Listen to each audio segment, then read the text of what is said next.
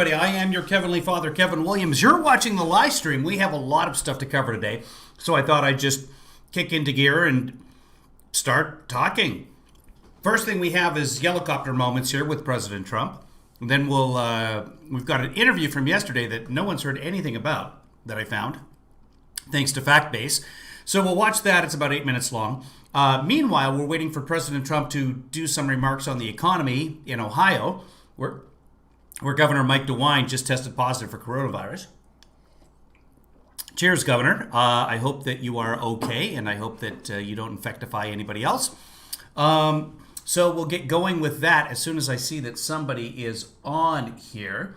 Looks like somebody's watching on Facebook, and they just went away.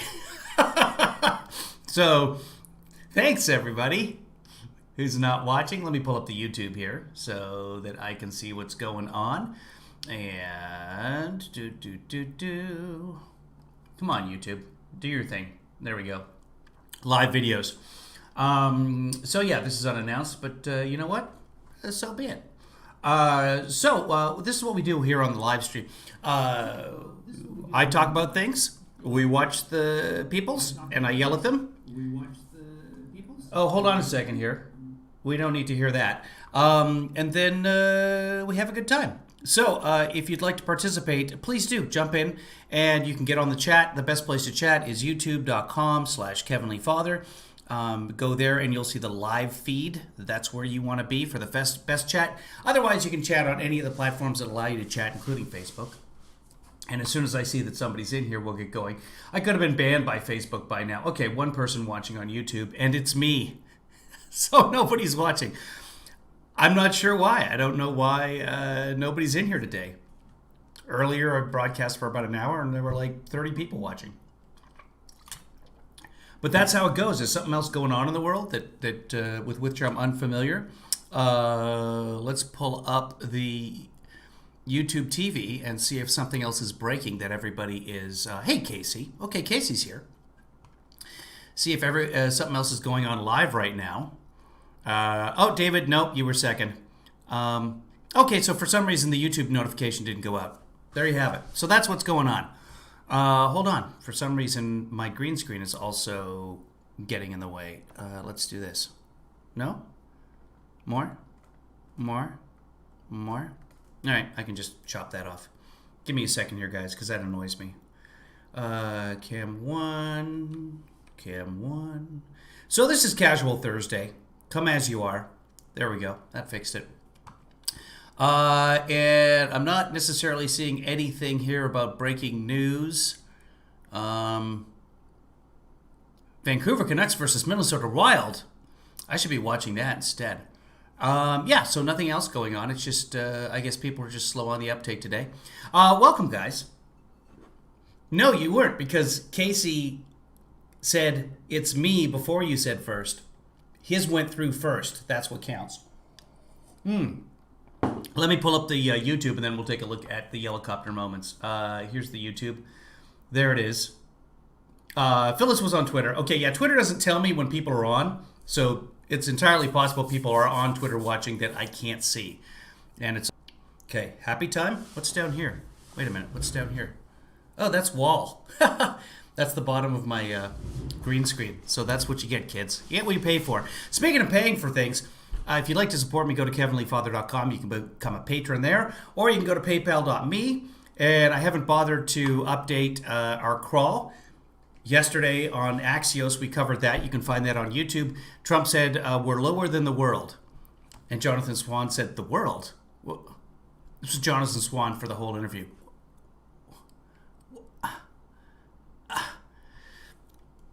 He did good things. So, really happy with Jonathan Swan from yesterday. Here is the President of the United States yelling, for some reason, in front of a helicopter. So I just watched the clip, and Joe Biden this morning totally disparaged and insulted the black community. What he said is incredible, and I don't know what's going on with him, but it was a very insulting statement he made, and I guess you'll figure that out. You'll see it in a little while. But Yeah, let's figure that out. So Joe Biden said something about the Hispanic community being more diverse in terms of the political beliefs, I believe. Let's see if I can figure that out. It was on 2020, powered by Yahoo. Joe Biden. Let's see. I've only said, and what you see. It's from 20 hours ago. Mr. Vice President, your opponent in this election, President Trump, has made your... Hold on. Let's pull this over and see what all this hubbub is about. But there we go. Excuse me.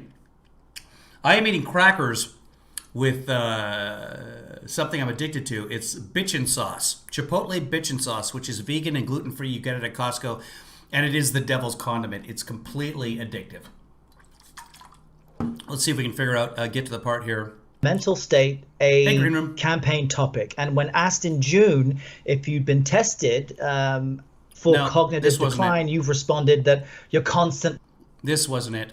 So it was another clip from 2020. Hold on. Eric Trump tweeted it, but I'm sure there's more to it than what Eric Trump tweeted because they don't do a lot of research. And I think Trump actually retweeted it as well. But hold on. I know that Eric did. I got to find Eric Trump, though. I put in Eric, and it didn't immediately go to Eric Trump because he's not famous. Here it is. Okay. Yeah, so this was on 2020. It's the same outfit. So, yeah, it is from the 2020 interview yesterday. Here, I'll pull it up over here so you guys can see what I'm talking about or what everybody's talking about. Here it is. By the way, what you all know, but most people don't know, unlike the African-American community, with notable exceptions, the Latino community is an incredibly diverse community with incredibly different attitudes about different things. Yes, and by the way, what you all know, but... Okay, so apparently that's insulting to the black community. Now, the black community did vote for Hillary 91% to only 6% for Trump, whereas Latinos voted for Hillary 66%. And he could be referring to the fact that Latinos are comprised by almost 3 continents worth of different racial origin, whereas African Americans primarily came from Africa. Many of them are descendants of slaves. But in terms of their community viewpoint, they do tend to be more cohesive in their support of political candidates. But without reference, we don't know what he was talking about there. So let's see if we can't find something about 2020 Biden. See, that's the problem. So that's what show is this, though? Let's see here.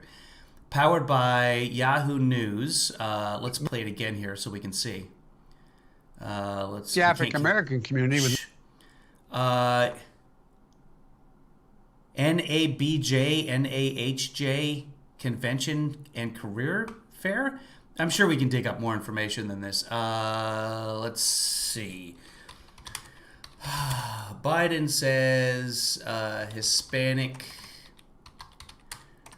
David, have you heard anything about this? Hey, Joanna.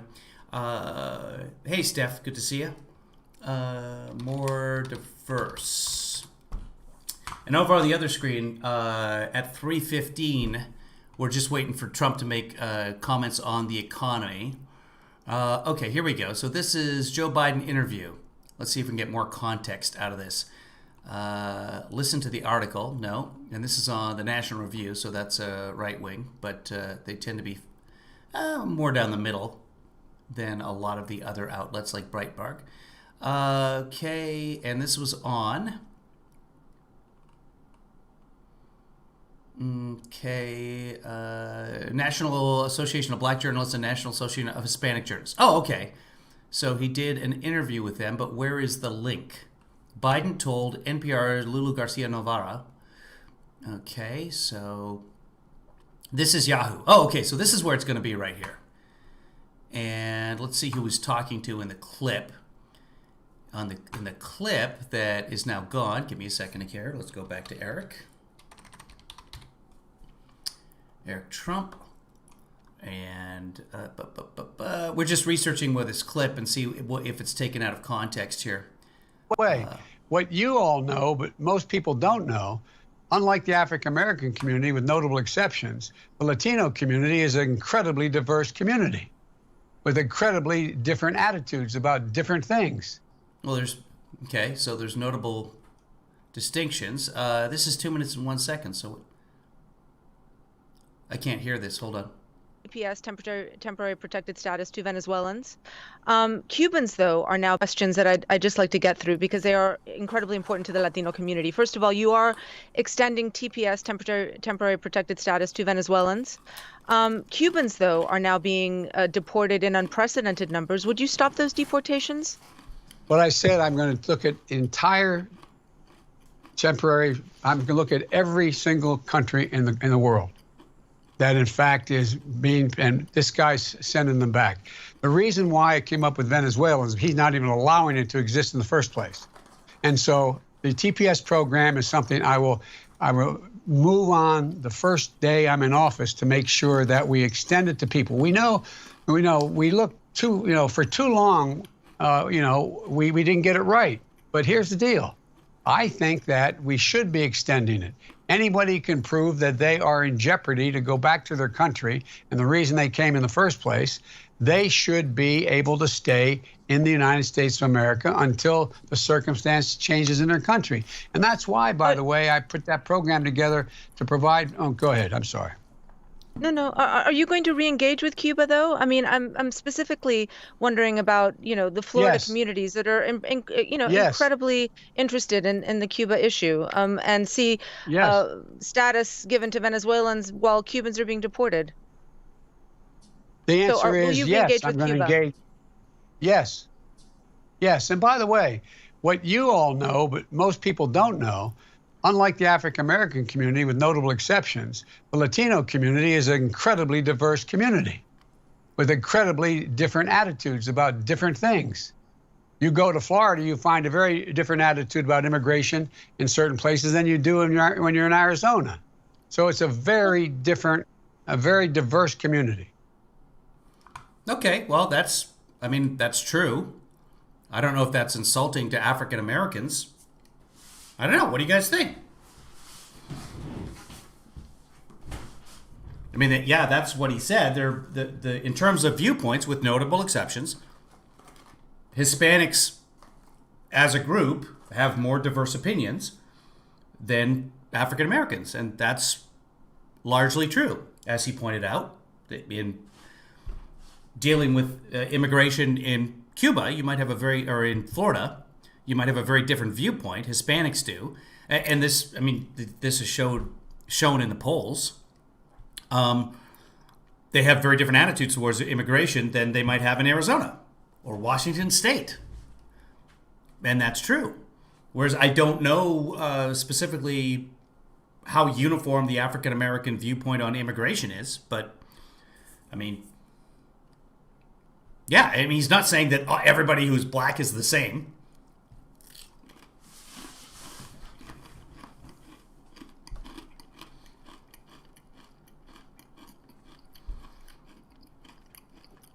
So, just another faux controversy. Let's go back. Let's see. We're not at the economy talk yet. Let's go back and watch. Wait, where'd it go? There it is. Here we go. It was a great insult to the black community. Was it, though? The insult is him saying how much support he has in the African-American community. Last time, according to Pew Research, he got 6% of the African-American vote. We're going to Ohio. We have great things happening in Ohio. Governor just got coronavirus. A lot of wonderful things happening for the country. I'll probably be talking to you a little bit later about the coronavirus. We're going to try and keep that at about the same time. We have a lot of good information, some new information. Vaccines are doing very, very well. We had some good talks this morning on vaccines and on therapeutics. A lot of good things are happening, right? Ready around November 3rd. Are you optimistic that will happen? And will that give you a boost in the election? On the vaccine?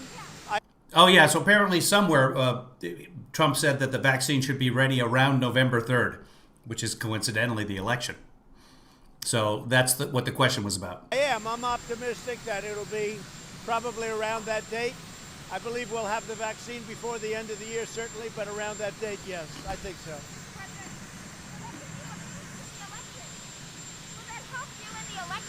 wouldn't hurt. It wouldn't hurt, but I'm not doing that. The question is, would that help you win the election? By the way, I'm eating crackers on camera because A,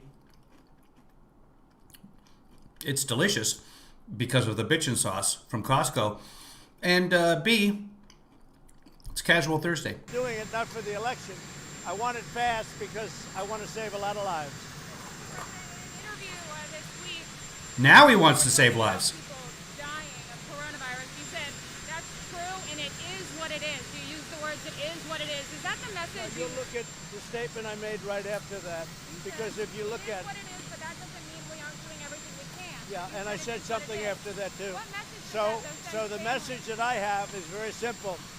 Nobody can do what I've done in terms of all of the things that we're doing to combat this horrible disease that never should have been sent to us, that was sent, it came from China, should never have been allowed to leave China. They could have easily done something. They stopped it from coming into China, but they didn't stop it from coming into the U.S. and Europe and the rest of the world. And China should have done something about it. And Okay, what he said right afterwards, saying it is what it is. Well, we'll play it. We watched it yesterday on Axios. He goes on to say that we're doing everything we can. You know, we've got it under control, which is nonsense. Hold on. I'll pull that up. Give me a second. I can get it. Here it is. Right over here, kids. Okay, so he says it is what it is in terms of 160,000 Americans dead, which he kept saying was 140,000, which for some reason I haven't seen any coverage of whatsoever. You would think people would be outraged. He's just discounting 20,000 dead Americans. But we're all concerned about whether John Lewis impressed him or not. Here we go. They listen to you. They listen to every word you say. They hang on your every word. They don't listen to me or the media or Fauci. They think we're fake news. They want to get their advice from you. And so when they hear you say everything's under control, don't worry about wearing masks, I mean, these are people, many of them are older people, What's Mr. your President. definition of control?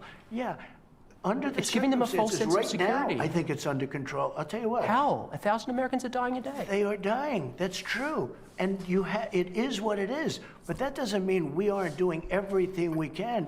It's under control as much as you can control it. This is a horrible plague that beset us. You really think this is as much as we can control? Well, 1,000 I'll tell deaths you, a day? I'd like to know if somebody, first of all, we have done a great job. We've gotten the governors everything they needed. They didn't do their job. Many of them didn't, and some of them did. Someday we'll sit down, we'll talk about the successful ones, the good ones. Okay, so I'm not seeing what he said right after it that made it is what it is any better, but okay. I mean, am I missing something, guys? Trying to be fair. I let it go for 25 seconds and he ended up talking about how there's good governors and bad governors, and someday he'll sit down and tell us about it. frankly, it's a disgrace that they didn't. Mr. President, are you going to be talking to Governor Cuomo when you're in New York?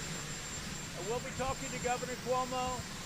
They're looking to do a project, the 2nd Avenue subway, as you know, and we're talking about that. We're also talking about the tram from the airport to a certain location. So we'll be talking to them, yes. So this weekend, are you going to meet with them, or? I think they have something scheduled, maybe in Bedminster.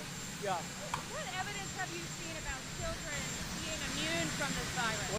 What evidence have you seen about children being immune from this virus is the All question. you have to do is read the newspapers or read the medical reports. Well, the CDC, Mr. President, says there's a... No one has said that children are immune. Immunity is a very specific medical term. And children are not immune. That's just not the way it is at all. All you have to do is read the medical reports. Like he's reading medical reports. What price did China pay for what they have done with the entire Well, we're going to see. What China did is a terrible thing. Whether it was incompetence or on purpose, it was a terrible thing that they did to the world. Not only to the United States, but to the world. A terrible thing. Any comment on the Attorney General moving to dissolve the NRA? I just heard about that. That's a very terrible thing that just happened. I think the NRA should move to Texas. Okay, so the New York AG is suing to dissolve the NRA after investigating the NRA and having members of the NRA and previous members of the NRA come forward and say, yeah, there's all kinds of payouts and embezzlement, millions of dollars going missing. And so they want to dissolve the NRA. So this is Trump's reaction. Rather than, oh, well, they did bad things, they should be held accountable. I mean, the AG investigated the Clinton Foundation for 2 years and found nothing. Meanwhile, people in the NRA came to the AG and said, hey, here's what's happening. Remember the whole scandal with Wayne LaPierre? And lead a very good and beautiful life. And I've told them that for a long time. I think the NRA should move to Texas and lead a very good and beautiful life. And I've told them that for a long time. I think they should. So tell the criminals, go to the state where they'll just ignore what you're doing. Because in Texas, they don't care if you embezzle millions. Move to Texas. Texas would be a great place, or to another state of their choosing. But I would say that Texas would be a great place and an appropriate place for the NRA. This has been going on for a long time. They've been absolutely decimated by the cost of that lawsuit. And it's very sad, but I would suggest that that's what they should be doing. The YouTube chat appears to be working, Dr. Howard, so there it is. Hey, Marcy. Thank you. Is that it? Maybe? Oh, hold on. He makes a joke. He waves.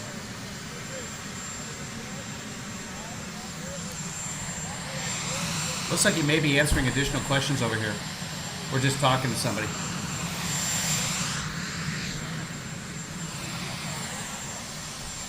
I can't hear because there's some sort of loud noise in the back, some sort of industrial noise, several decibels above the president's voice. I don't know. I mean, this is something like this gives me reason to believe that the White House should have some sort of room where they could do press briefings before the I know, it's silly. And all right. Well, he will do a bunch of things, RM. He'll do a bunch of ineffectual nonsense executive orders fixing everything, none of which will actually have any teeth to them whatsoever. Bye-bye. He's going to fix DACA. We're going to have fantastic we're going to be able to buy life or medical insurance across state lines, which, by the way, several states already allow, and not a single healthcare plan offers it.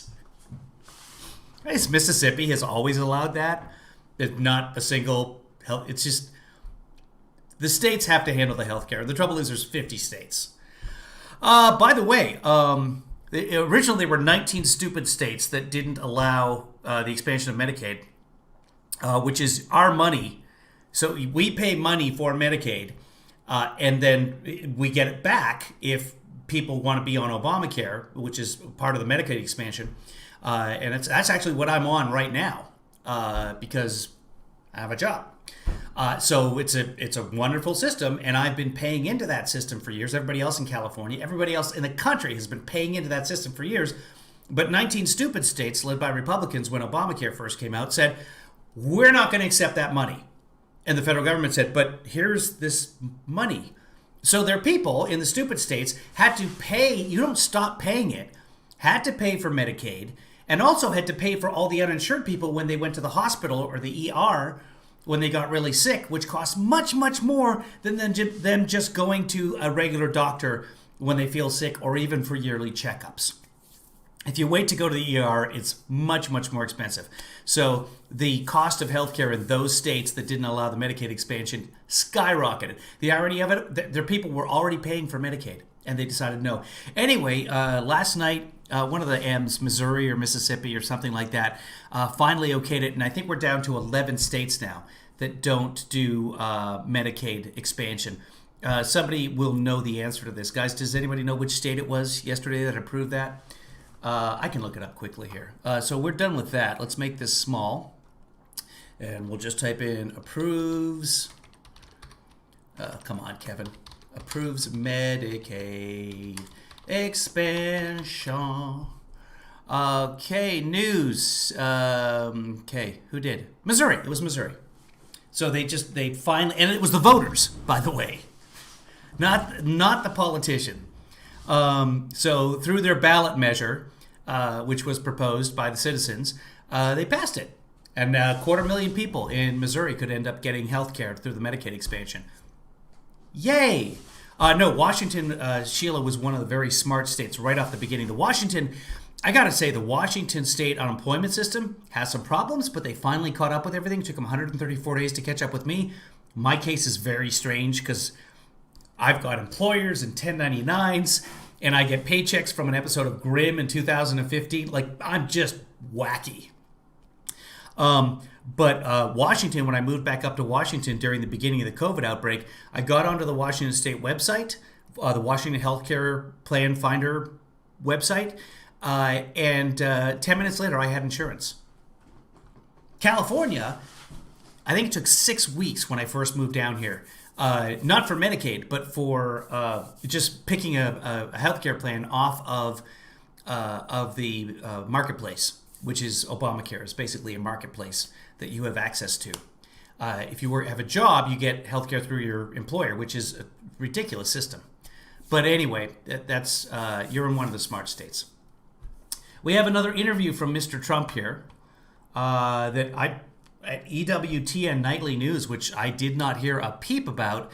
So I'm guessing this is just going to be a series of softball questions and Trump giving his standard answers. It's about 8 minutes long. Let's listen in. Of course, we're starting with another round of stimulus. Can you talk about that and what's needed for Republicans and Democrats to meet in the middle? So we had the greatest economy in the history of the world. We did not. In our country, in every country. We were beating China, beating everybody. They were having the worst economy they've had in over 67 years. So we were doing with the 27 years. all the things that I was doing. And then we had to close it up. It came from China. They should have stopped it. They could have stopped it, but they didn't. They stopped it from going into their country, but they didn't stop it from here, Europe, or the rest of the world. And we had to close it up, and we did that. And now we're coming back, and we're doing stimulus. We've already done it, as you know, and very successfully. And we'll probably have something worked out. We'll see what happens. The problem with the Democrats, as you know, they want bailout money for their states and cities that have done so poorly under Democrat leadership, and I'm not happy with Democratic. that. It's not appropriate. This is having to do with the corona, I call it the China virus. And so I think we're doing very well. We had the best job. You just called it the coronavirus, but okay. Numbers we've ever had, percentage-wise. You take a look at what happened. Guess close to 7 million jobs over the last 2 months. New numbers are going to be coming out very soon.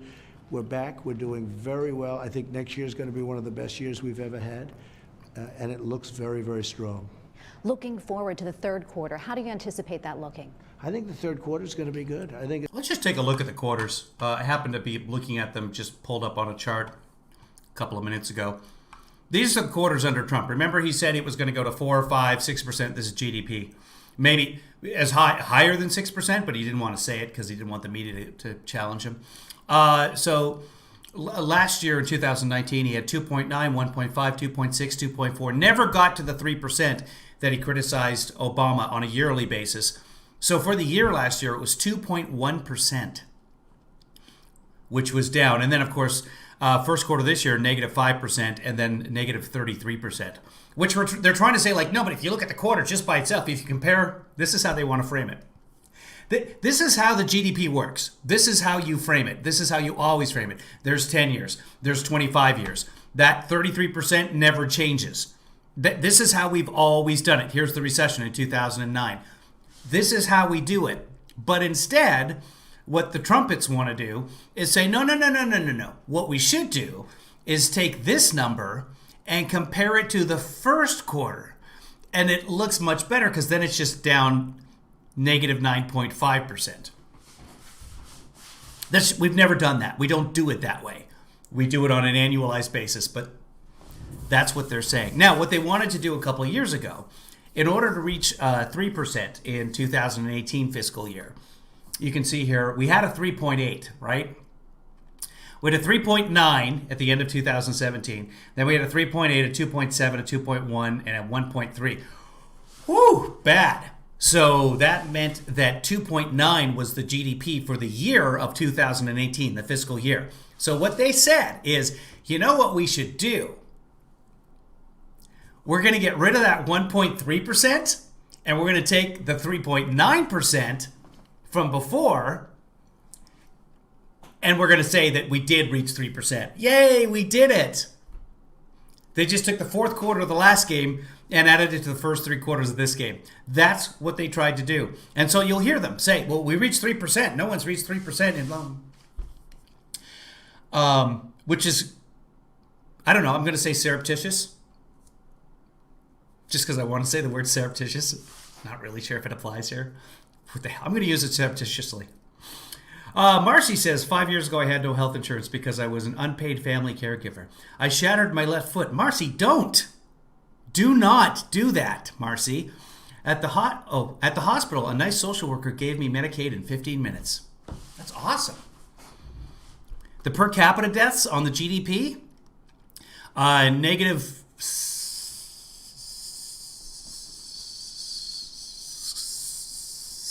N. So here's your 25. So you can look. I mean, there's nothing about the Trump economy, which is right in here. Nothing about the Trump economy that's exceptional. In fact, you can look much, much higher here, coming from Clinton. Bush had a good economy for a little while right there. And then Obama started with a down, and then up and down, but sort of steady growth. And then Trump. So this being the best economy in the history of the United States, not even close. Let's go to the max here. Let's see what they give us. Yeah, here's the 1950s. You tell me that right here, this little blip on that side of the chart, tell me that that is a better economy than all of this. It's not. We just don't measure economies that way. Yeah, Germany down 9.6%. Right, which is the number that they're trying to use to compare the United States to, but only if you take the quarter by quarter comparison. So that -5 compared to the other one. It's all ridiculous. It's absolutely all ridiculous because we measure it one way in a standard. And like I say, since the 1950s, we've been measuring using that standard. But now Trump wants to just literally move the goalposts, although there are no goalposts. But they do kind of look like goalposts. So I don't know how to help Dr. Howard with her YouTube thing. Try another phone or another computer? I don't. Oh, well, hi, Peter North, adult film star. Huge fan of mine. Good to see you. I've heard nothing but long stories about you. So let's go back to the Trump interview that we were in the middle of, where he said they had the best economy in the world. Dr. Howard, you only have one phone. Can you get on a computer? Can we? Yeah, computer's the only way to go. But Dr. Howard, you chatting on Twitter is also working. So if you guys are on Twitter, if you want a slightly faster interface, go to YouTube. If YouTube's not working for you, Twitter's fine too. Hold on, I'll do the YouTube count for us here. 1, 2, 3, 4, 5, 6, 7, 8. Okay, YouTube's got a long delay now as well today. So yeah, it's at least 15. So yeah, don't worry about it. Everybody's well behind. You're doing fine, Dr. Howard. It's probably your fault. Here we go. It's going to be good. I think the fourth quarter is going to be very, very good. But we're just coming out of something that we had no choice. We saved millions of lives by closing. If we didn't close it up, you would have lost millions of lives. And by closing it, I mean, we've done a really good job. The ban on China was very important. We banned people coming in highly infected. And we banned people from coming in from China and then from Europe. We did the ban on Europe. Very important. It really, I think, is going to be, I think we're going to have a very special economy in about for next year. But I think third quarter actually is going to be very good. A special economy. Including churches. Let's talk about that and the importance of reopening churches. I know you've talked about that. I think they should open the churches. It's up to the governors, but I think, and I'm recommending it, you open the churches. They'll spread. They'll be socially spread. They'll have masks. They'll spread. They'll be socially spread. You know, the hygiene socially and everything else that we know. It's a very simple list. But I think it's very unfair that they have, I saw Jim Jordan the other day talking about it very well, that they have 50,000 people protesting and they're standing on top of each other practically, and yet you're not allowed to go to church, you don't go to schools. We want to open our churches, we want to open our schools, and everybody wants to be safe. They know what to do. They'll stay away, and it won't be the same way. Maybe you'll have an extra service or 2 or 3, but they have to let the churches open. They want to put, I tell you, the Democrats want to put them out of business. They want to put the churches out of business. And it's very unfair. So they don't complain about the protests, which are horrible in many cases. You look at Portland, it's a disaster. But they don't want the churches open. They don't want the schools open. They don't want offices open. So it's a very, very unfair situation to a lot of people. Mr. President, is there a way to deem churches as essential businesses? How can we do that? I am looking at that because I think it's enough already. You have some states, I think they have no... Kind of funny. So I moved back to California. Yeah. So when I moved out of California, speaking of healthcare, welcome to Healthcare Talk, everybody. When I moved out of California, I told California, I got on the website and I said, hey, I've moved out. I don't need any healthcare. I'm going to be covered in Washington. So I go to Washington. 10 minutes later, I have healthcare in Washington. Fantastic. And we timed things specifically so that we'd be out of here at the beginning of June, officially starting up there. It worked out. And then I came back on the drive back last week. We called up California Healthcare and said, hey, we're coming back and we need to sign up for healthcare again. Well, they never took us off. So I don't feel badly about that because I did everything I was supposed to do. So sometimes incompetence, it works in my favor. It's called Kevma. And speaking of which, while we were just sitting here, that little beep you heard is from my dental plan through Medicaid or the state of California, whoever is covering this. I remember when I had real jobs, the dental plan would be outrageously expensive. Like, yeah, you can get dental. It's $300 a month for your family. Like, what? I go get my teeth cleaned once in a while. And then if you need something like a crown, no, that's $900. Like, it's not covered. Same thing. You can't just get gold crowns through your Liberty Dental plan. But yeah, I just got a thing saying, hey, did you know we have a free community resource program for services such as transportation, food, housing, childcare, and more? Childcare? If I could get somebody to look after Kevinly Daughter. Speaking of which, so you guys, I told you Kevinly Daughter's been offered, well, not offered. They're checking her availability to come back and be on a show that she was on before COVID hit. So on Friday, they're having everybody go and take a COVID test, which they're supplying, so that they can start work on Monday. So I think that's fantastic. That's the right way to do it. And then there's supposed to be daily testing. Don't know how that's going to work yet. And nothing is set in stone. But I just think, if they want us to go back to work, if they want us to go back to school, just do that. It's not 100%, but is it 32,000% more than what we've got right now? Yes, absolutely. Andy's brother went to San Francisco at the, it's gone. I'm sorry. And I can't, for whatever reason, I can't log into my, I can't get into the regular chat room. Oh, you know what I can do is I can pull up YouTube. Andy, sorry, I was being rude. I don't hate you, Dr. Howard. Why would I hate you? My brother went to San Francisco at the weekend. He was devastated how things have changed there. You might want to expand on that. I'm not sure what you're saying. In terms of how the economy has suffered and people are not going anywhere? Yeah. San Francisco, though, is doing much better than Los Angeles. You see what I did there? I just made San Francisco sound good by comparing it to another city. San Francisco's in terrible shape. LA's in worse shape. But San Francisco sounds better by comparison. You take a look at Japan. You take a look at Germany. They're having they're just, but you don't know. This, you take a look. Take a look. That's our president. That might be the best Trump impersonation I've ever done. I had wonderful Mexican food. Actually, in San Francisco, there is a gluten-free... Kevinly Daughter, if you're watching, help me here. Gluten-free vegan place called Pico Pico or something like that. And it was fantastic. I think it's Peruvian. And they have empanadas, but they don't call them empanadas. Anyway, the best beans. Absolutely. I could not stop eating the beans. And I was like, are you going to finish your beans? I'll finish your beans. Are you going to finish your beans? I'm going to finish it. Like people at other tables. Can I have? They're like, we're not going to touch our beans. And then take me. So all of that is leading up to I left my fart in San Francisco. You're welcome. Sorry, I banged the table. Cooper the dog, if you're listening, don't be scared. Who's a good boy? Who's a good boy? Let's go back to Trump. They never want them open. They don't want churches open. Look, the Democrats, frankly, if you look at the radical left Democrats, which are... The Democrats never want churches open. By the way, I don't know if you've seen this, but the Republicans took a picture of Biden kneeling in a church. A church. That's the guy who wants to get rid of religion, remember? Kneeling in a church and photoshopped it so it looked like he was kneeling in his basement for some reason, all alone, depressed. He's losing it. So they're mocking Joe Biden for praying. That's where we are.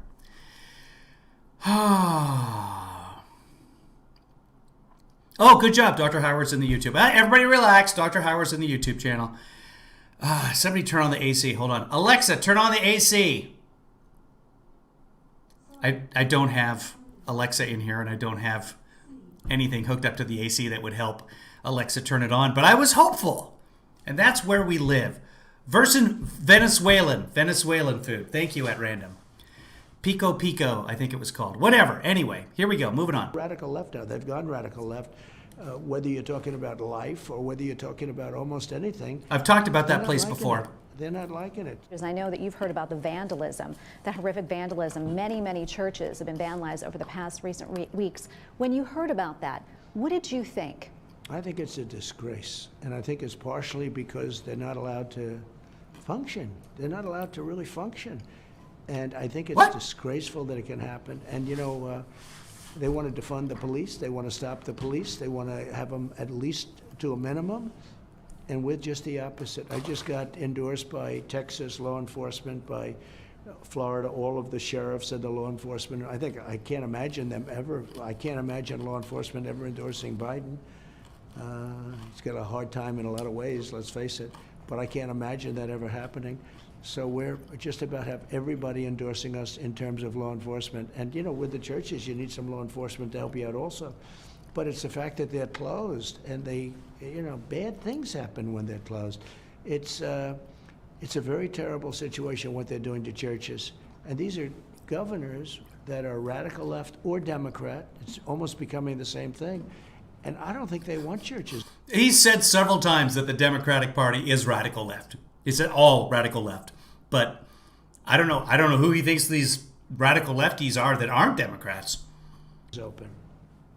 What can be done to stop this vandalism? What do you think? Well, what you need is the law enforcement. It's areas usually run by radical left Democrats. I mean, where you have Republican leadership, where you have Republican governors and mayors, you don't have this problem.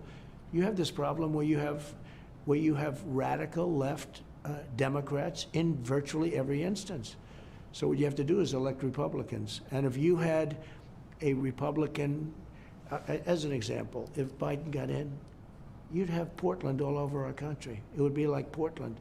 These people are agitators, they're anarchists. You'd have that all over our country. You know, we stepped in, and a lot of people said we were early. Well, let us be early. Better early than late. But we did a good job there. We did a great job in Seattle. That would have been burned to the ground, frankly. And but with Portland, and we didn't do our big job. It was 3 blocks in Seattle. It was 3 blocks in a soccer pitch. I don't know how you burn the entire thing to the ground. Hold on, do I still have that map? I do. So this is the map that at random found and sent to me. This is the scope of CHOP or Chaz in Seattle. There you go. Oh, I can move that. I can make this better for you. Better for all of us. That was CHOP. But Seattle, it's going to be burned to the ground. All of it. If we hadn't stepped in, which they didn't step in, by the way. Did he say that they did step in? If they hadn't done something? We did our stuff, Frank. But we did a good job there. You'd have that all over our country. You know, we stepped in, and a lot of people said we were early. Well, let us be early. Better early than late. But we did a good job there. We did a great job in Seattle. That would have been burned to the ground, frankly. And but with Portland, and we didn't do our big job. We did our much smaller job. We had to protect our building, And yeah, they didn't do anything in Seattle. So I don't know why he's taking credit for stopping Seattle. Buildings, actually, a number of buildings, but the courthouse would have been burned down. The courthouse would have been destroyed if we didn't step in. People said, oh, we went early. Well, if we didn't go then, the courthouse would have been destroyed because Seattle was not protecting it. So you would have that situation. Okay, so he meant Portland. He said Seattle. The courthouse in Seattle was just fine, but excuse me, I can pull that map back up.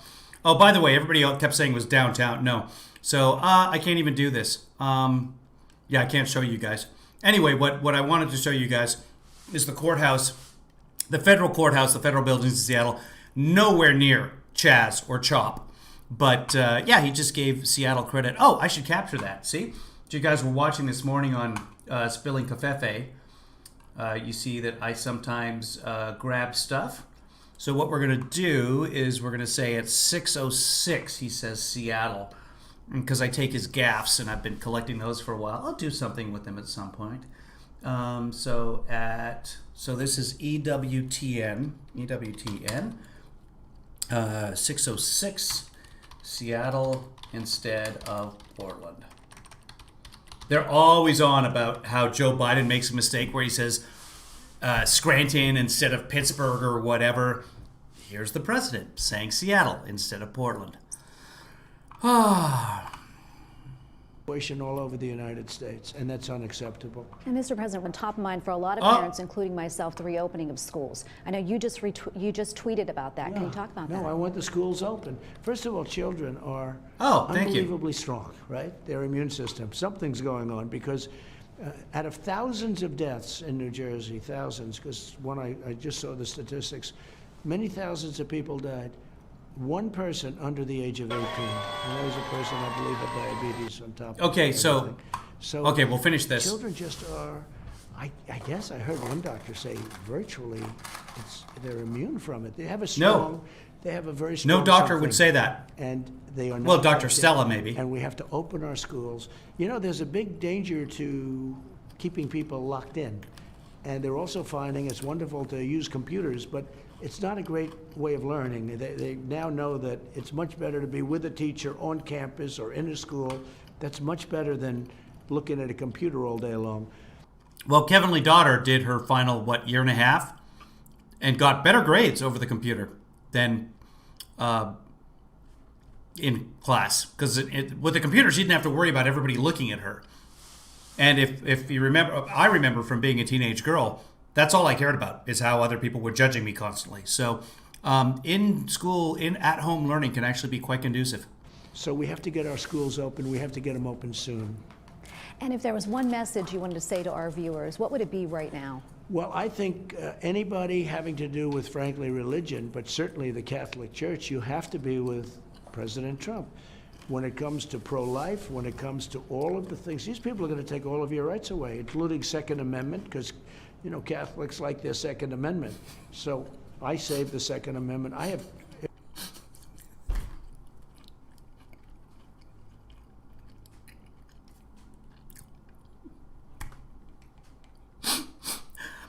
was raised Catholic. I was an altar boy. I went and saw the Pope. My mother went through Catholic seminary, eventually became a Lutheran minister, because you can't have female priests. Catholics love their Second Amendments. No, generally speaking, Catholics are not big gun proponents. That is not...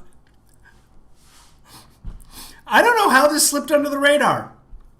I don't know why this is not the top story on most of the nightly news. Let's go back and hear that again, because, wow. Yeah, that is not what I remember from my 11 years of Catholic school. It comes to all of the things. These people are going to take all of your rights away, including Second Amendment, because, you know, Catholics like their Second Amendment. Yeah, that whole turn the other cheek thing works out really. Turn the other cheek and draw. Catholics like their There is probably some group out there, some Catholics for Guns or something like that with 8 members. Oh, God. Ireland, everyone near you is Catholic.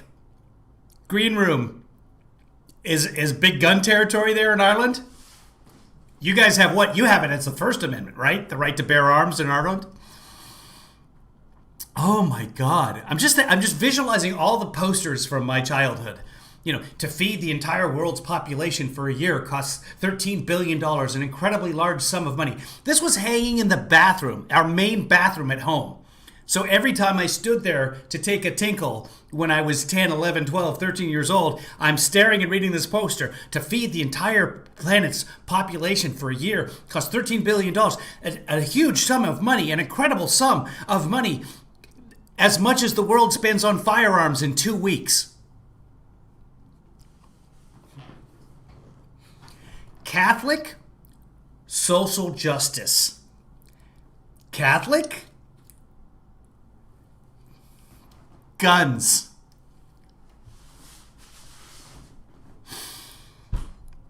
Wow.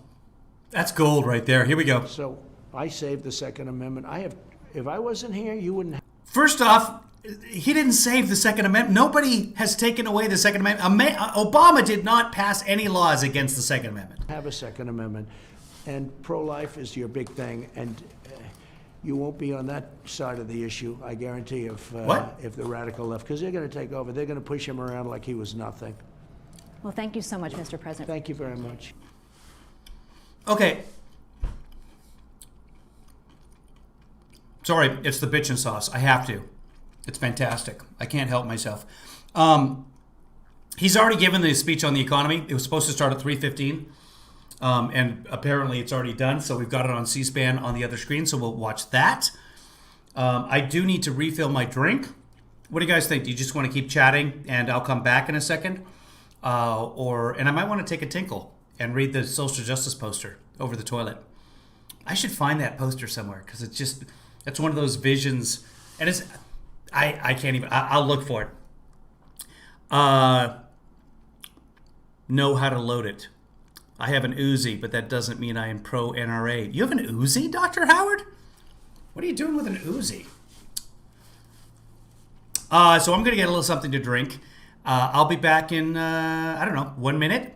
So I could stop down and start back up again. But then you've all got to, find it again. So I'm just going to leave it. I'm just going to leave it on pause. Here, I'll play something for you. I don't want to. I got to play something that I'm not going to get tagged on. Oh, you know what I can do? Is just pull up something on the C-SPAN. What happened? Come back. Oh, there you go. Okay, so you guys watch something on C-SPAN without me. Here we go. You can watch this, and then I'll come back and we'll watch Trump on the economy on a runway. So more helicopter moments. Republican friends don't nope, that's not what I wanted. I wanted the full thing. Full event. Day by your television provider. Yay for C-SPAN. Remarks now from House Speaker Nancy Pelosi. The word. There we go. All right, you guys hang with Nancy for a second. I'll be back. Defeat the virus, how we can keep people employed, how we can put money in the pockets of the American people. To do so in a way that is values-based and can be done with the most, shall we say, what would be the word? Bipartisanship possible. That is our goal. That's what we have done 4 times already with COVID bills. 4 times, all bipartisan. Of course, we need that because we have to have a signature from the president and a vote in the United States Senate.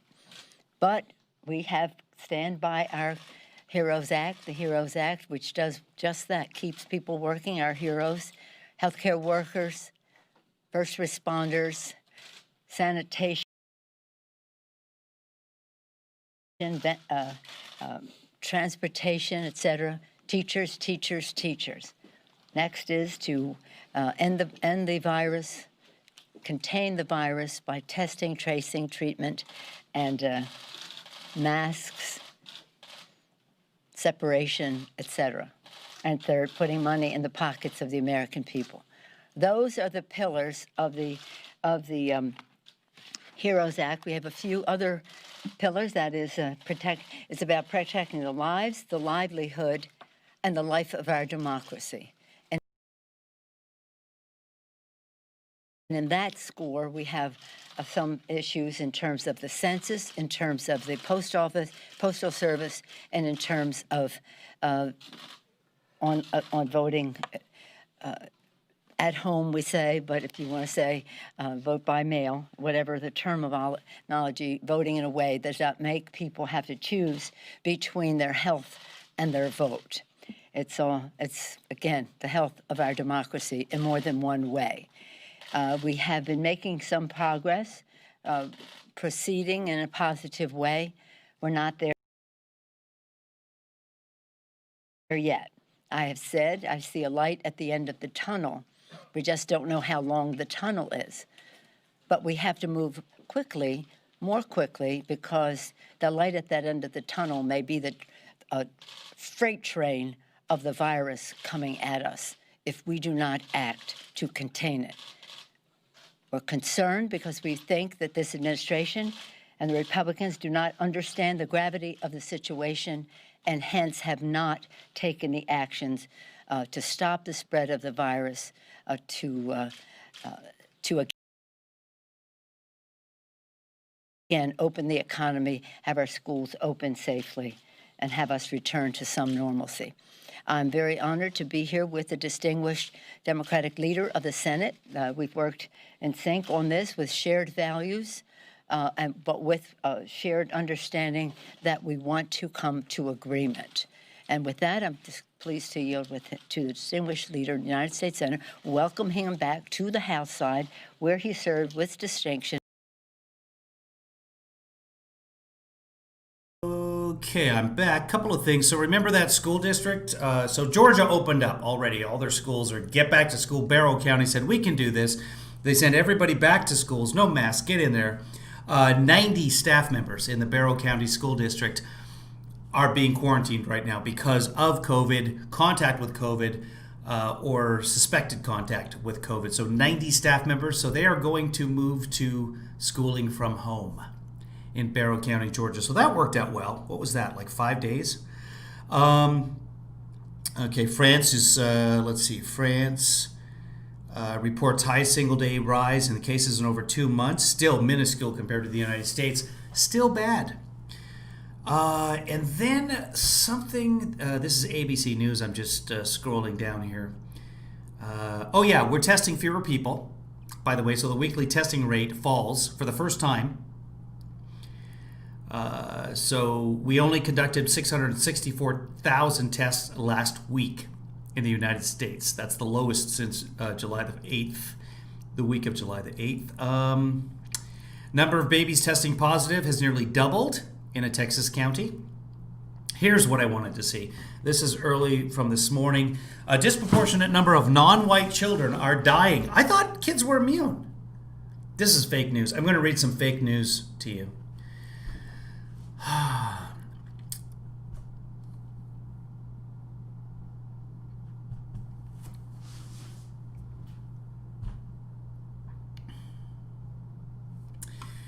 Kids dying, but this idiot's saying that the kids virtually immune. The doctors told him they're virtually immune. Kids. Oh, I'm going to hate this article. Here we go. A disproportionate number of non-white children are dying from the novel coronavirus in the United States.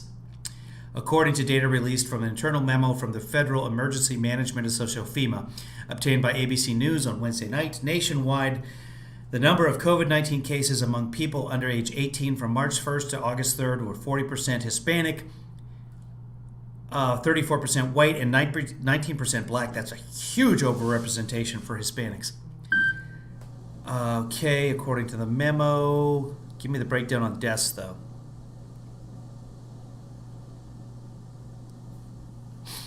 COVID-19 is more fatal amongst males under 18, making up 64% of the deaths.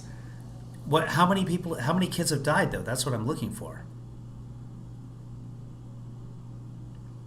Okay, that's minimal information, ABC News. Are you just going to give me the racial breakdown but not tell me how many kids have actually passed away? Okay, well, yesterday we had 52,000 new cases. Wow. Here's another beep beep.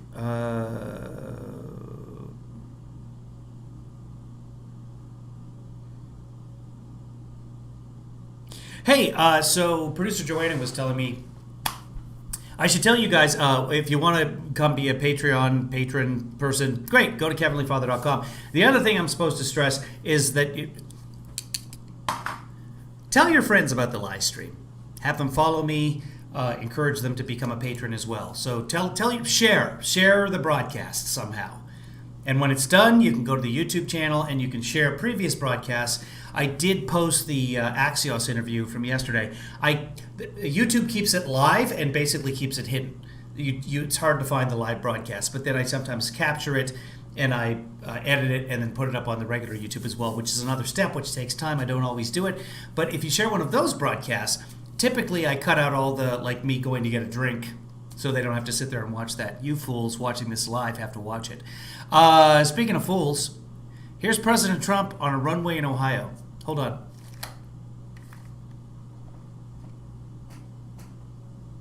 Something's making a lot of noise here. I don't think it's the president's airplane. Ladies and gentlemen, the President of the United States, I have no idea Donald what that noise J. is. Trump. Hopefully you guys are hearing it. Let's move on. Oh, Jesus. Hold on. Good things are happening, including vaccine. Oh my God, they've gotten this is a helicopter moment. This is an aeroplane moment. And he's got the engines running. So he's going to sit down here. This is 3 minutes into it already. So he's going to yell at us for 13 minutes about the economy in front of a airplane. Oh yeah, the Cash App. I have to do the Cash App on my own. So tell your friends and do the Cash App. But I'll explain the Cash App another time. That's my project for today after I got a lot of other projects. Here we go. Let's listen to the president. Jesus, sorry. I hope that isn't as loud for you as it is for me. Let me turn him down. I don't know how to... I don't think there's anything I can do to filter out the airplane noise, guys. Sorry. Let me see if any of the channels covered it. So give me a second here. No, let's go to Firefox. Give me a second here. There we go. See if any of the other channels. Fox would be the one to cover it if someone covered it. Start from the beginning. We'll just scan through this quickly. Give me a second here, guys. Well, and good luck to you, Paul, with your business. Efficiently. It's not giving me any indication. The community.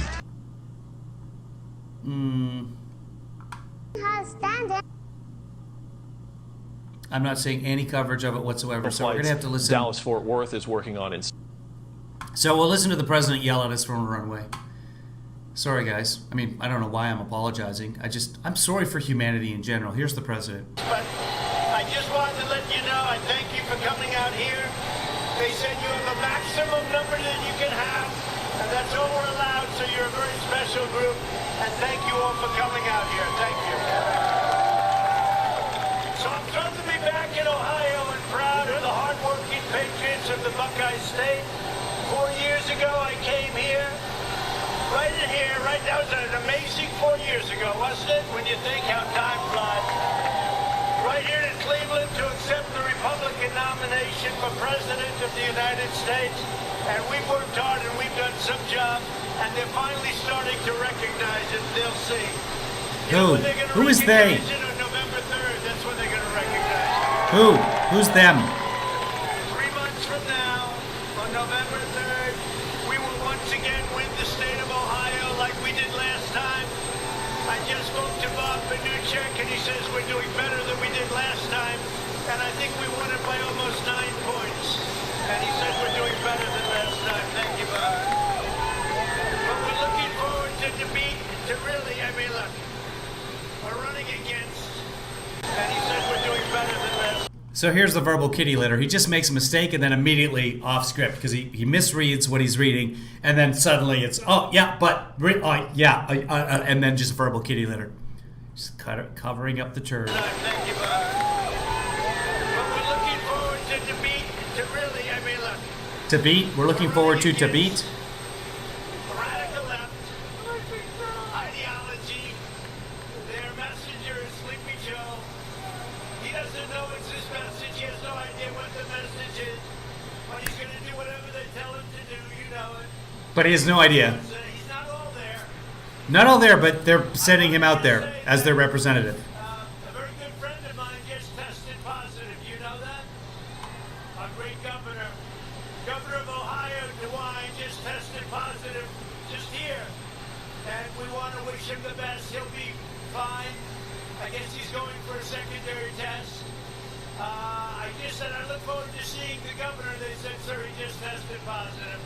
But he's a great guy. He's done a fantastic job. I don't know if he's going for a secondary test. What Trump is probably talking about there is he did an antigen test, and then they're sending it for a PCR test to actually find the RNA in the virus in the sample. I don't know about a second test, but okay. I haven't heard a lot about false positives, a lot of false negative stories, but not false positives. But okay, all right, he's going for a second test, which means he's not going for a second test. Job and you, Lieutenant Governor John Houston is here someplace. John, hi John. Thank you, John, very much. Also, House Speaker Bob Cupp. Thank you, Bob. Thanks, Bob. All right, let's get past the thank yous. Come up here. You're right there, Christina. So, listen, you have a guy. He doesn't have a second podium, so he's making them stand like 20 feet away. I'm not seeing any masks in the crowd. Is that a mask over here? Is that? It's hard to see from behind. But, I mean, look, that is not social distancing. Not even close. I mean, close. Really, he is so terrible. Tim Ryan, this woman is incredible. You gotta let her win. Tim Ryan, he talks and he talks and he talks.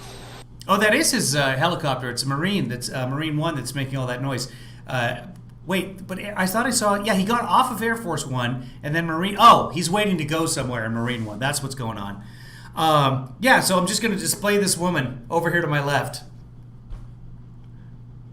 No podium for her. Just don't come over here. Don't stand way over. Stand 25 feet over there. It's nothing done.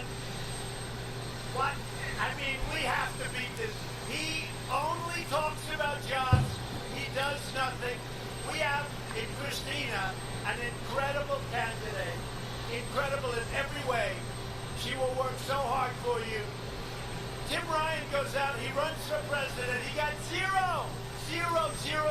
There's the white power symbol. So I hope, Christina, they're going to put you there. You have my complete and total endorsement. Oh, complete and total. So that's good.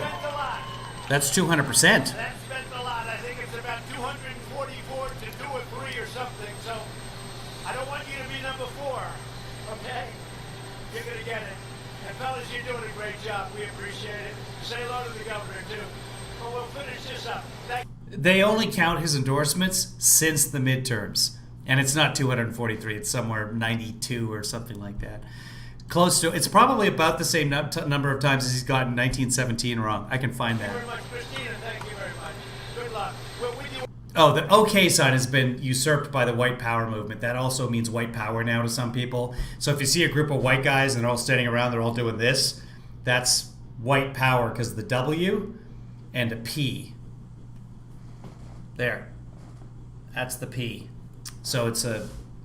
So usually they hold it upside down, but then sometimes they'll hold it right side up like that. Anyways, they're like, okay.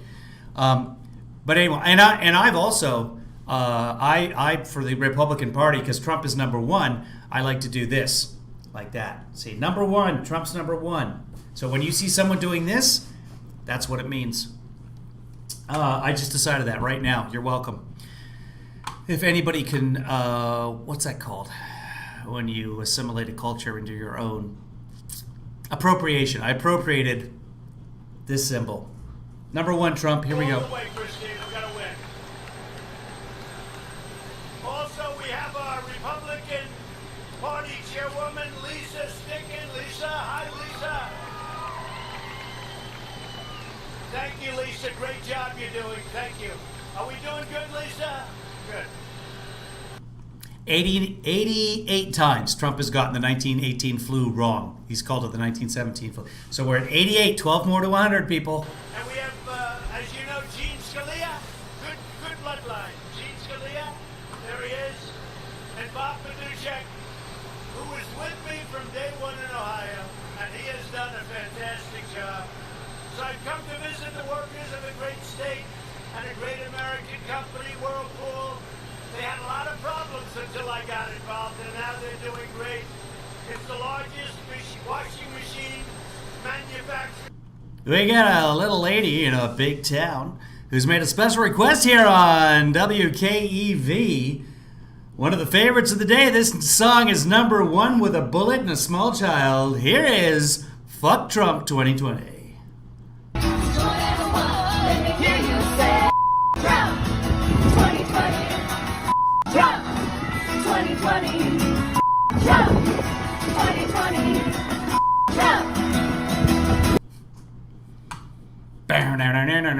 I'm so used to hearing my theme song after that.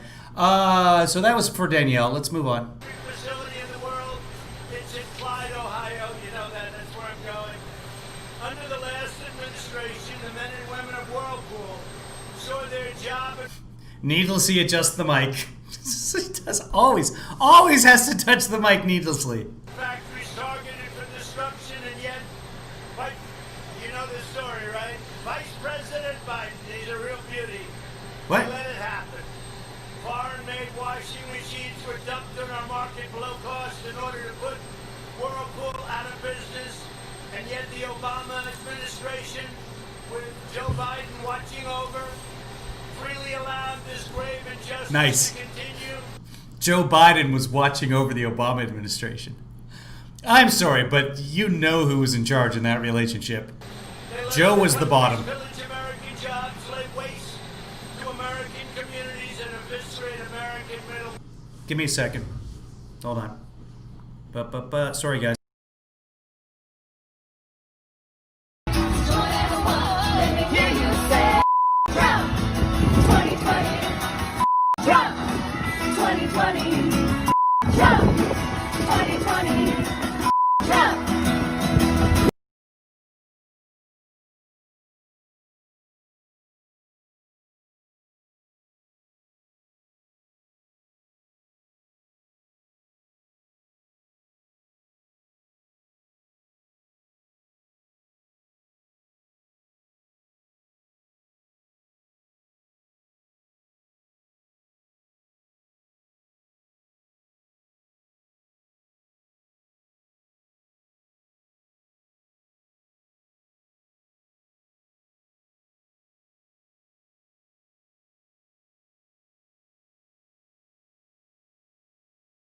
There we go. That's better. He's always attacking President Biden. Back to Trump. Sorry, guys. So they allowed things to happen which should never have happened to you, and we brought it back. And you know that. We have brought it back. Under my administration, all of that has changed. We stood up to the foreign cheaters. We defended American jobs. We opposed massive tariffs on foreign washing machines. And we saved the workers of Whirlpool. We've rejected global. In everything we do, we are finally putting America first. Right. During Joe Biden's 5 decades in Washington, think of it. He's been in public office for 47 years. He's done nothing. Now he's going to fix everything. Doesn't work that way. And I wouldn't say he's at the top of his game, would you? You think? But he supported every single global. So Trump is also speaking live now. This is recorded, but apparently he got on the chopper, went to the Whirlpool factory. So he's speaking live at the Whirlpool factory right now. I'm not sure how many minutes into it is. We can jump to that, or we can finish up this. I vote for finishing up this. Just let me know if you want to do live or delayed in the chat room, and we'll do what you guys decide we want to do. Let me see if any of the TV stations are covering the Whirlpool factory. Probably not. Fox might be, but let's take a look, because that way we can actually go back to the beginning of it. Bill, show me what you're doing. Bill, join live on Bill Hemmer. Workers, yeah, the trans. Okay, so what we can do is we can go You want to go live? Okay. No, let's finish this. Okay, producer Joanna is a producer, so she outranks most of you here. Delayed. Okay, so let's finish this. So we're going to go back and finish that because producer Joanna is a producer. If you would like to be a producer, I think the level is $50 a month on kevinleefather.com, and then I'll listen to you and do what you say. Moving on. Joe Biden's policies put China first and America last. And that's what he'll continue to do if he ever got this shot. And you will have a disruption in the markets, the likes of which our country has never seen. You will have a crash. We just had a disruption in the markets, the likes of which our country has never seen. If you're joining us late, we were just taking a look at that earlier. Here's the markets. Let's see, that's by year, so that doesn't include this year. So ignore that. Where's my GDP? Guys, what did you do with my GDP? God damn it, kids. Because he's going to double and triple your taxes. He's going to do things that nobody ever would ever think even possible. Which he also hasn't said he's going to do. So I don't know where the double and the tripling of the taxes came from. We were talking about GDP a little bit earlier. Hold on, because I do want to show you this part. I didn't point this out when I was talking to you guys. Give me a second, sorry. Let's see. This is the one I wanted to show you. Yeah, okay. So right here, I'm going to zoom in to this for you so we get a better viewpoint here. Okay, so let's just take it to a 3-year. 3-year right here. I want to show you the GDP growth that he's talking about, saying that Biden was going to crash the market. So he came in and July 2017, 2.9, almost 3%, and then it went to 3.9%, and then it started slowly going down and has stayed down for the last 2 years. Remember what happened right here in January of 2018? His giant tax cut plan went into effect, and look what's happened to the economy. Without even counting the coronavirus. Last year, our GDP rate for 2018, only 2.1%. That's after the giant tax cut. You know how we all have $10,000 extra dollars because of the tax cut? At least that's what I've been told, that I have $10,000 extra dollars. Hey, if you do have $10,000 extra dollars, why not become a super producer? Go to kevinleefather.com and you can contribute there. If you don't have any money, don't send me any money. Tell your friends. But that is the GDP of the economy that we're talking about. But in terms of crashing the way that it's never crashed before, right there, baby. Let's take a look at the maximum GDP that we can do. See this? Since 1950, it's never crashed like that before. Not even close. Nobody's seen anything like it. But yeah, I just wanted to show you guys what tax cuts did for us, because I'm that kind of guy. Here we go, back to Trump. Because he's following the radical left agenda. Take away your guns, destroy your... No, we have an executive producer level already, but a super producer is $10,000 a month. So you can only be a super producer for 1 month. Wait, Trump's been in office for 3 years, almost 4 years, so you should have $40,000 extra sitting around. Your Second Amendment, no religion, no anything. Hurt the Bible, hurt God. Hurt the Bible. He's against God, he's against... Biden wants to hurt the Bible as opposed to holding it in front of a burned out church. Biden wants to hurt the Bible, hurt God. Did he say hurt God? Destroy your Second Amendment. No religion, no anything. Imagine, no religion. Hurt the Bible, hurt God. Hurt God. Against God. He thinks Joe Biden can hurt God. Honestly, if Joe Biden can hurt God, I want him in charge. I mean, that's powerful. If you can hurt God. I should start saying my Biden instead of my God. Hurt God. Wow. He's against guns. He's against energy, our kind of energy. I don't think he's going to do too well in Ohio. If he did, would have a big story. He's not going to do well. Not if he hurts God. You know, I was in Texas the other day. I said, wait a minute. Joe, you made God cry. You go to your room. The other side is against Did he say, "Oh, Biden"? Did he do that? Let's go back. I think he did. Do things in the market, so put China first and America last. And that's what he'll continue to do if he ever got this shot. And you will have a disruption in the markets, the likes of which our country has never seen. You will have a crash in the markets because he's going to double and triple your taxes. He's going to do things that nobody ever would ever think even possible because he's following the radical left agenda. Take away your guns, destroy your Second Amendment, no religion, no anything, hurt the Bible, hurt God. Hurt God. He's against guns. He's against energy. Catholics love guns, and Biden can hurt God. This is a day. This is a great day, America. Kind of energy. I don't think he's going to do too well in Ohio. Well, then don't worry about it. What are you doing there? Big story. He's not going to do well. And I was in Texas the other day. I said, wait Uh-huh. a minute. The other side is against guns. They're against oil and gas.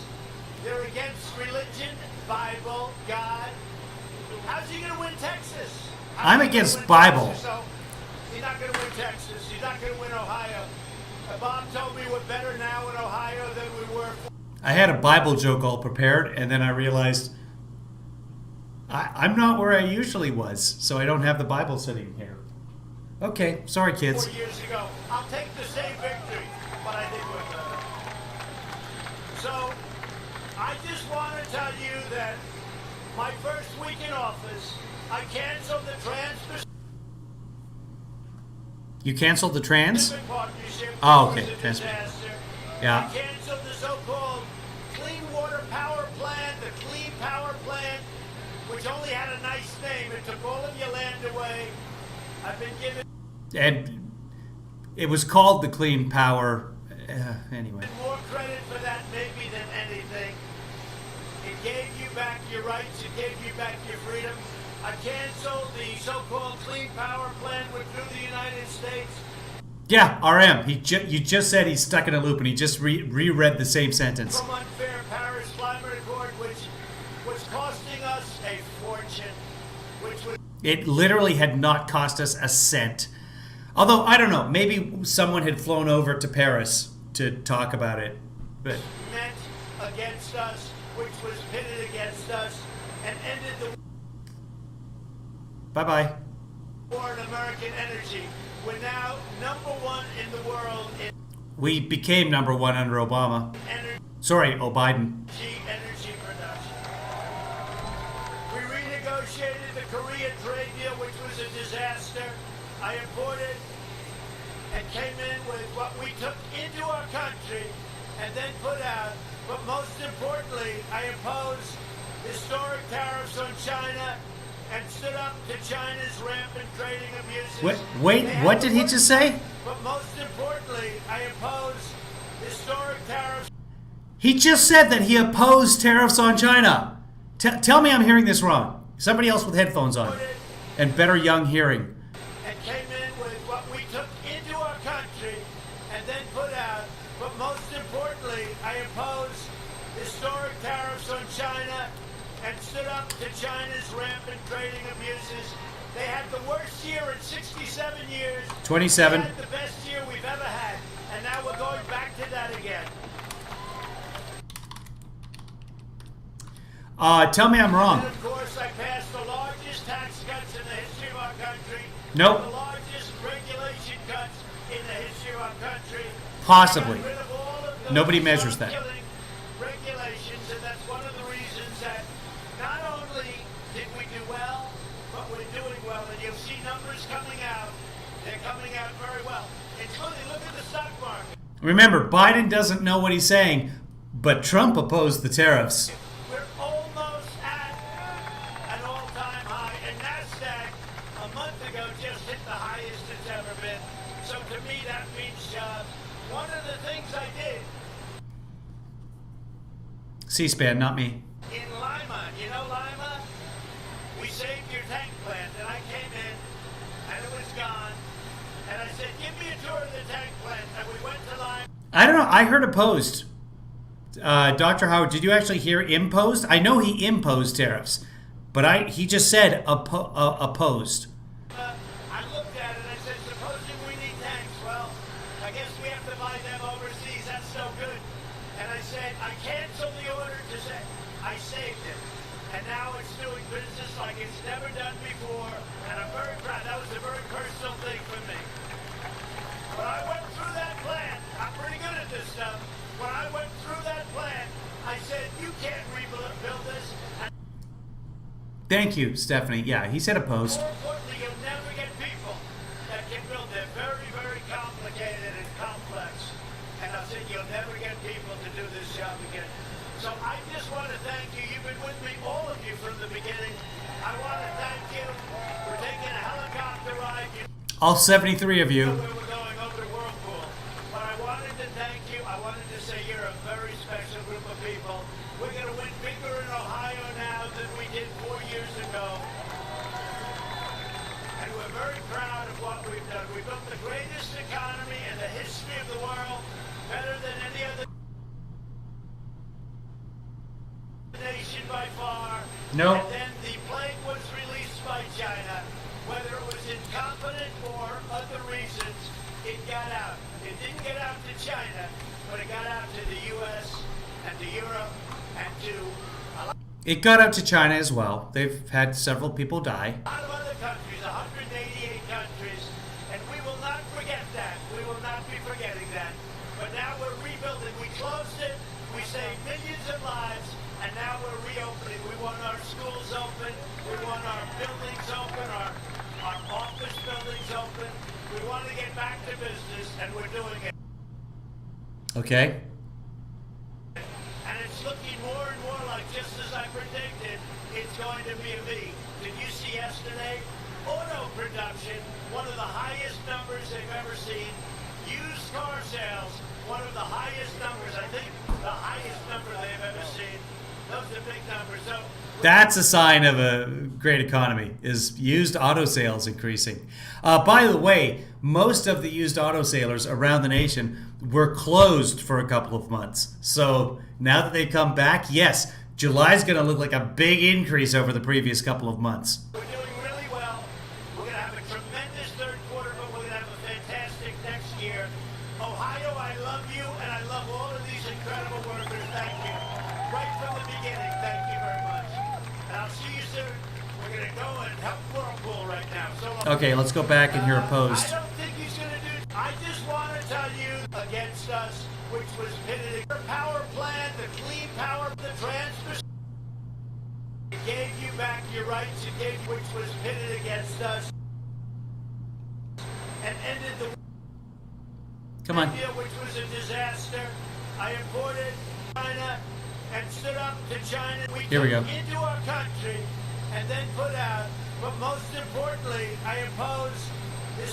He says opposed. It's definitely opposed. 11:55. Okay, I'm going to mark that down and capture that later. Okay, so that's that. That's him on the tarmac. Let's go find him somewhere else. Here we go. Let's go back. Oh God, could be a long one. Here we are. President Trump at the Whirlpool washing machine factory in Clyde, Ohio. He's just been thanking some of the people who were there. Now let's dip into the president and listen to what he has to say. Administration's economic. He's the same color as the boxes. Trump's color, if you had a crayon box, his color would be cardboard box.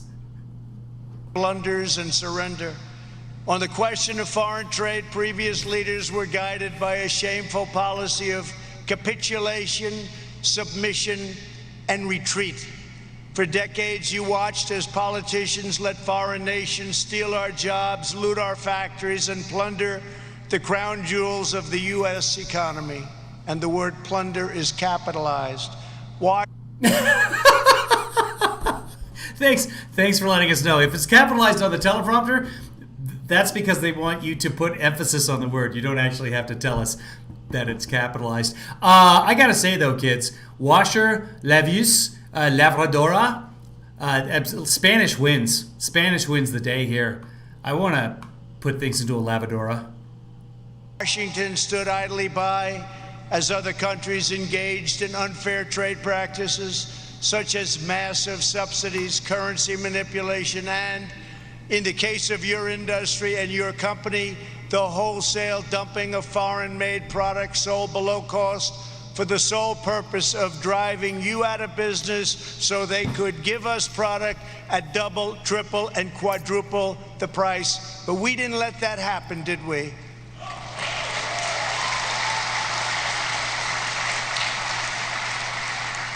For 8 years, Whirlpool begged the Obama-Biden administration, who did nothing to protect American workers from the flagrant dumping of foreign washers, dryers into America. But your cries for help fell on deaf ears. You didn't see any action. They didn't act. They didn't care, and they never will. For 8 long years under Obama-Biden administration, American factory workers received nothing but broken The Obama-Biden administration. promises and brazen. Yeah, I just checked. Trump has never before used the word capitulation in public. Sellouts. So he just read it from the... And lost jobs. The last administration tied America up in one globalist debacle after another. They catered to the special interests while allowing foreign nations to siphon off our wealth. Globalist is just a dog whistle for anti-Yosemite. Our dignity, our dreams, our money. The suffering of our workers was met with nothing but cruel betrayal and callous indifference. In 2013, the U.S. International Trade Commission found your competitors from Korea and other countries guilty of dumping washers into the U.S. market and ordered them to pay anti-dumping duties as high as 79%. But rather than pay these very high tariffs, LG and Samsung relocated production to another country, a country called China. Have you ever heard of it? And the last administration did nothing as they kept on dumping washers into the U.S. market with impunity. The Obama-Biden administration was laughed at. They were a joke, and they were perfectly happy to let China win. Your jobs disappear, and your factory to close. And you know what it was like. I came through today, and everybody was out there, tremendous crowds, waving and cheering. I said, I must have done it right, because you had people that were really something. Because 4 or 5 years ago, this place was a disaster. In 2017, Whirlpool won relief from the ITC once again. Once more, your foreign competitors moved their factories to prevent a level playing field and to avoid liability, shifting production to Thailand and to Vietnam. Thailand and Vietnam, places that I like their leaders very much. They're very nice things. Do they take advantage of the United States? Oh my Not so God! much Yo, anymore. okay, I'm sorry. But this time there were Yosemite is a confusing word. It really is. It could be Yosemite, could be Yosemite, could be Yosemite, but Thailand? This is a leader of a nation, and he read it as Thailand and didn't correct himself?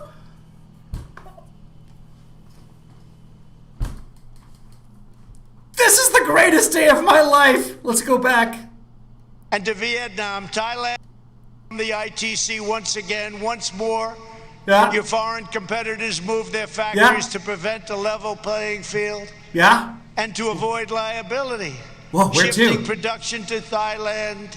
Yes. And to Vietnam. Thailand and Vietnam. There we go, Two Thailand. places that I like their leaders very much. Yeah. They're very nice to us. Do they I like getting into Thailand. I like heading right in there. Talk about a V-shaped economy. It's just, I like their leaders very much.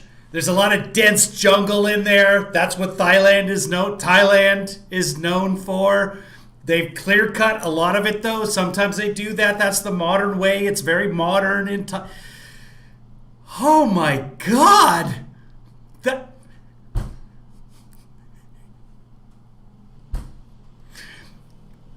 Great job, America. Fantastic work, Electoral College. That's where we are. Take advantage of the United States. Not so much anymore.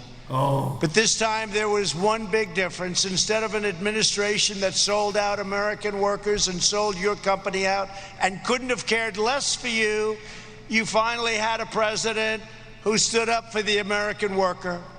On January 23rd, 2018, at my desk in the Oval Office, I proudly signed the order to impose a 50% tariff on all... You know, I lived in Thailand during my college days. Foreign-made washing machines.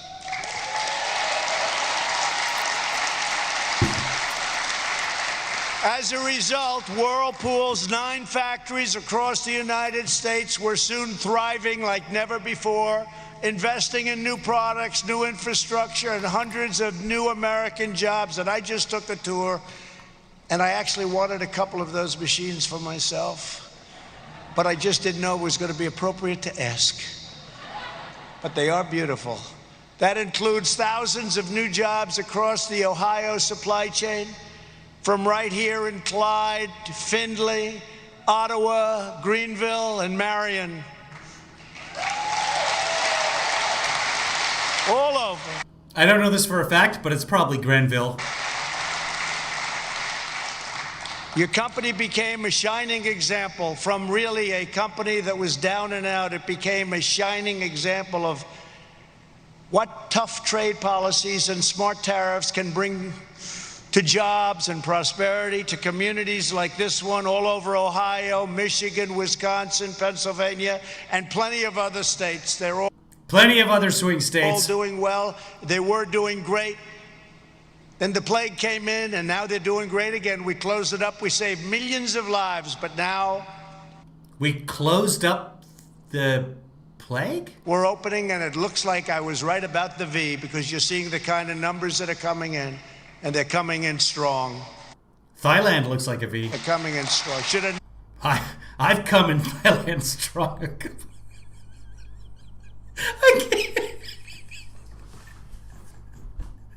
Thailand!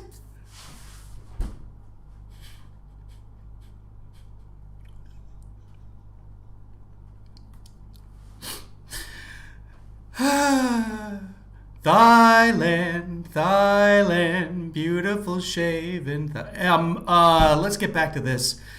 Never happened. Should have never happened. China should have never let it happen. In defending your jobs here at Whirlpool, I was doing exactly what I promised in June 2016. As a candidate for president, I stood before an audience of hardworking patriots at a metals processing facility outside of Pittsburgh, Pennsylvania, to outline my plan for a new America First trade policy. And it was even a better job than I told you. I'm one politician that says, I'm going to do this, and then we do better. We produced more than I promised. And by the way, the wall is being built. It's going to be finished very soon. In my speech, I warned that our politicians have aggressively pursued a policy of globalization, moving our jobs, our wealth, and our factories overseas. I explained that globalization, these are the globalists.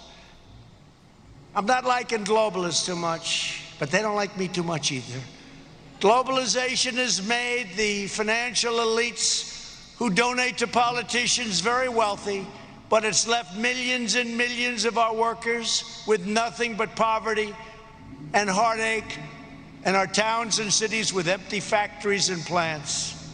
Watch, they'll spin this. They'll say that he said Thailand because he's so used to the old pronunciation from when he was a businessman, Siam. For years later, we've made extraordinary progress in reversing the dangerous tide of globalism. Over a period of 4 to 5 years, this took place. Think of it, 4 to 5 years. What we've done is a miracle, and now it's getting even better because we've taken additional steps And you know, when you do these steps, you have to go through statutory procedures. It's not like, boom, I'm going to just sign it. Has to go out for 90 days of review, then 120 days of review, then more. And we did it as quick as we can. We're doing it right now with the FDA. We're getting vaccines approved in days that nobody thought possible. It would take years and years, and we're doing it in months. We're doing very well. Under my administration, we're fighting for Main Street, not Wall Street. We've rejected globalism and embraced patriotism. Yeah, he never talks about Wall Street, brags about the NASDAQ 8 minutes ago. In my speech in Pittsburgh in June of 2016, I made 7 big promises to American workers. Many politicians before me promised change on the campaign trail, only to back down in the face of corporate and international pressure. Like Jerusalem, they all promised Jerusalem, didn't they? They did. Years and years. I did it. They didn't do it. And I still don't understand the benefit of changing the address of the embassy in Israel. I still do it. They didn't do it. I did it. Move the embassy to Jerusalem, making person, woman, thigh, camera, Jerusalem, TV, the capital of Israel. They all talked about it. They talked and talked and talked, and then they got into office and they didn't do it. Yeah, and I then people would die. The pressure was enormous on me too. Because people would die. I just didn't take the phone calls. And people died. That's true. Leaders would call up from other countries. I say, I know what they're calling about. I'll call them back in a few days. Then I just signed all the papers, got it done, and then I called them back. They said, I was calling about Israel and Jerusalem, but you've already done it. I said, that's right. And they said, oh, okay. I said, hey, I wish you got me a little bit earlier. But I didn't back down from my promises, and I've kept every single one. First, I promised to withdraw the United States from the last administration's disastrous assault on U.S. workers. The Trans-Pacific Partnership would have been a disaster. Would have been a disaster, especially for the automobile industry. Would have put it out of business. My first week in office, I kept that promise and canceled that job-killing catastrophe. Second, I pledged to appoint the toughest and smartest trade negotiators to defend American jobs, and I did with Bob Lighthizer and all of his people. They've been fantastic. Third, I said I would use every legal tool at my disposal to fight back against... I'm trying to make myself the same color as Trump. I can't even get close. This is as good as I can get. That is such an unnatural skin tone color that I can't even fix it with a computer. I can't recreate it with a computer. This is it. This is as close as I can get, I think. And I did, and I found some that nobody even knew about. Some of them were very old. They had a lot of dust on them, hadn't been used for decades and decades.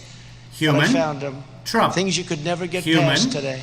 Trump. Fourth, I promised to label China a currency manipulator, and I did.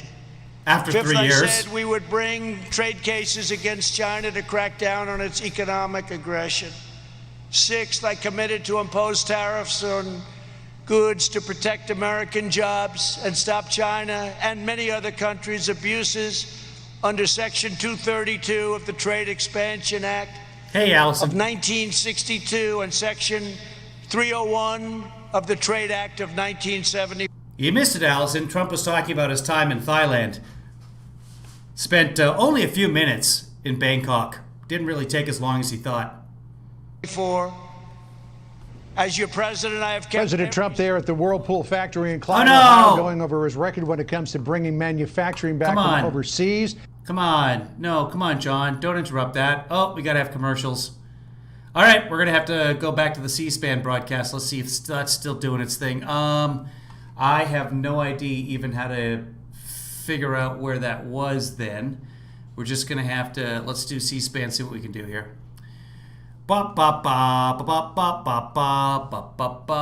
Here he is. Is it still live? Oh, watch from beginning. So we can go back to the beginning and then... I know I'm free. And dryers, just like we did with many other things. We'll be making our product here safely. and we'll end reliance on China just like we did with the washers and dryers, just like we did with many other things. Many other thights? What? Hold on. I gotta capture that. 2851. Many other thights. He's getting much worse, by the way. I've been monitoring this for a while. He is many other thights. My autocorrect changes to thighs. Just like with many other thighs. With your washers, your dryers, with many other thighs. And that's at 2851. 2851, Whirlpool. You guys are getting a backstage tour today. Here we go. We'll be making our product here. It's a lot quieter on this feed than on Fox. I can't really do anything about that. Let me see. We might be too far ahead. A great company, Honeywell, has opened up. I don't know how far we were into that. You know what? I can give us a ballpark. Hold on. Did I keep it? I did. So Bill joined him at. There he is. So from, let's say, 34 to 45. So only about 11. God, that was only 11 minutes. All right, let's back it up. Back it up, people. He's tough. More jobs. Policy of capitulation. So about 14. Submission. Earlier this year, I finally ended the NAFTA nightmare and signed the brand new USMCA agreement. That's United States and Mexico and Canada. Okay, he's really quiet on the C-SPAN feed, so I'm going to turn myself down as I just did, and you guys can turn your volume up if you want to hear him better. So hopefully that turns me down. I know I'm like way louder than he is usually. Here we go. And all of those bad things that you had to suffer with, you're not suffering anymore, because now people and companies have an incentive to stay. They're not going to be leaving so fast. Bye, Andy. That was the biggest point I made. I want to make sure that these companies aren't leaving and the managers walk up and they say, I'm sorry, our company's leaving, going to Mexico or Canada, but going primarily in that case to Mexico. Canada takes advantage of us with dairy. Unbelievable advantage, but not anymore. But Mexico took a lot of jobs. And I said, I don't want companies moving. And if they do move, remember, you've heard it, if they do move, when they make that product, they got to pay a big price to sell it back into our country. So they have no more incentive to move. The USMCA contains powerful new protections for American manufacturers, automakers, farmers, dairy producers, and workers all across Ohio and all of our states. Those were key promises I made to American workers in 2016. I kept every single one of them. The fake news media back there, they hate to report this. They hate it.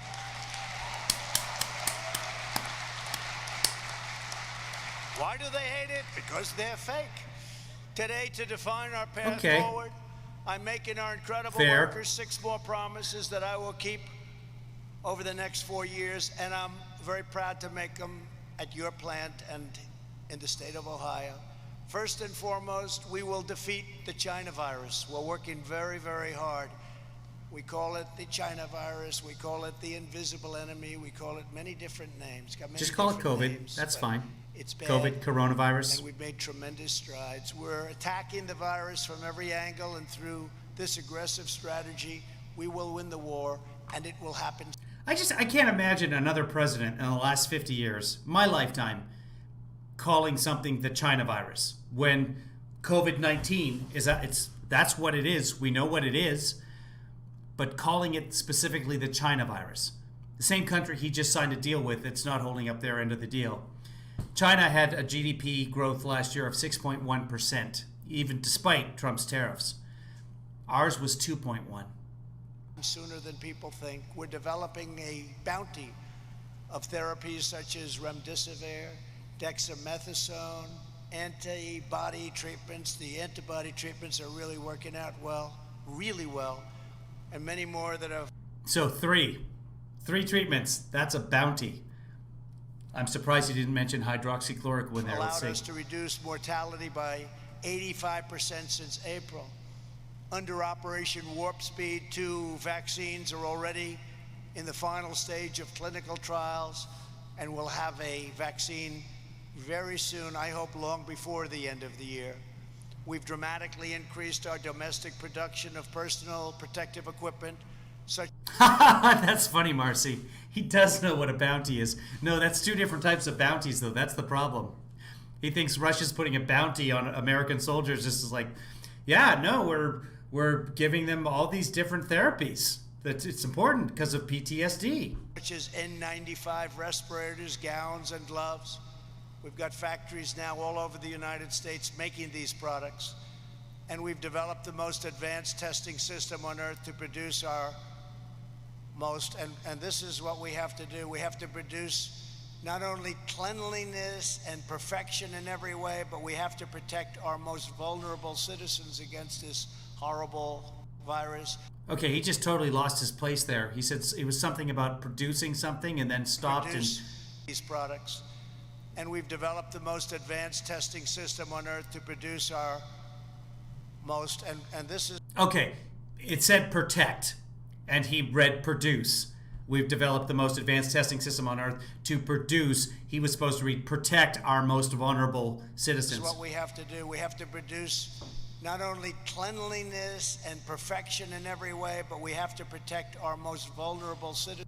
Yeah, there it is. So he read produce, and then he had to work produce in there because he never makes a mistake. We have to produce the most cleanliness, water, the sharp water to protect our most vulnerable citizens. Nailed it! Citizens against this horrible virus. And that's generally speaking the elderly, especially the elderly with problems of the heart, problems with the heart.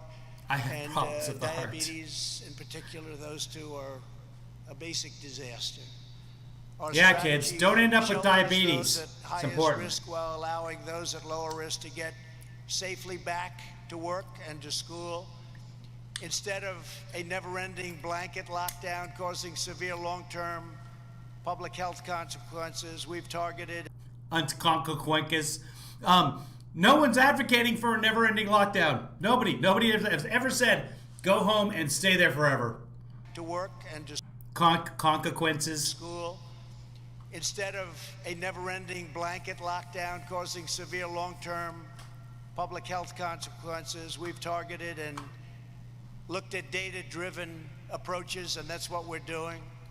Again, when you close down, and we had to do it initially because it came and hit us big, hard, and nobody knew what it was, and we saved millions of lives. But today, you just pin... I hit it big, hard, and nobody knew what it was. You know I'm talking about Thailand.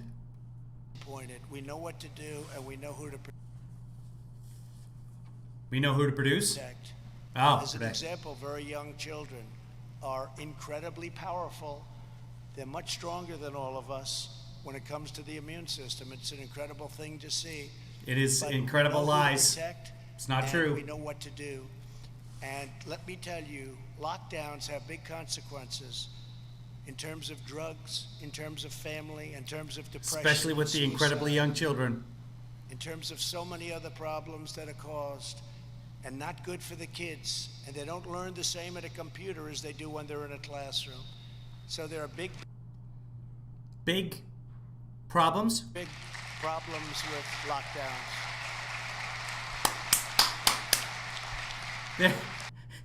They're applauding kids not learning as well on computers.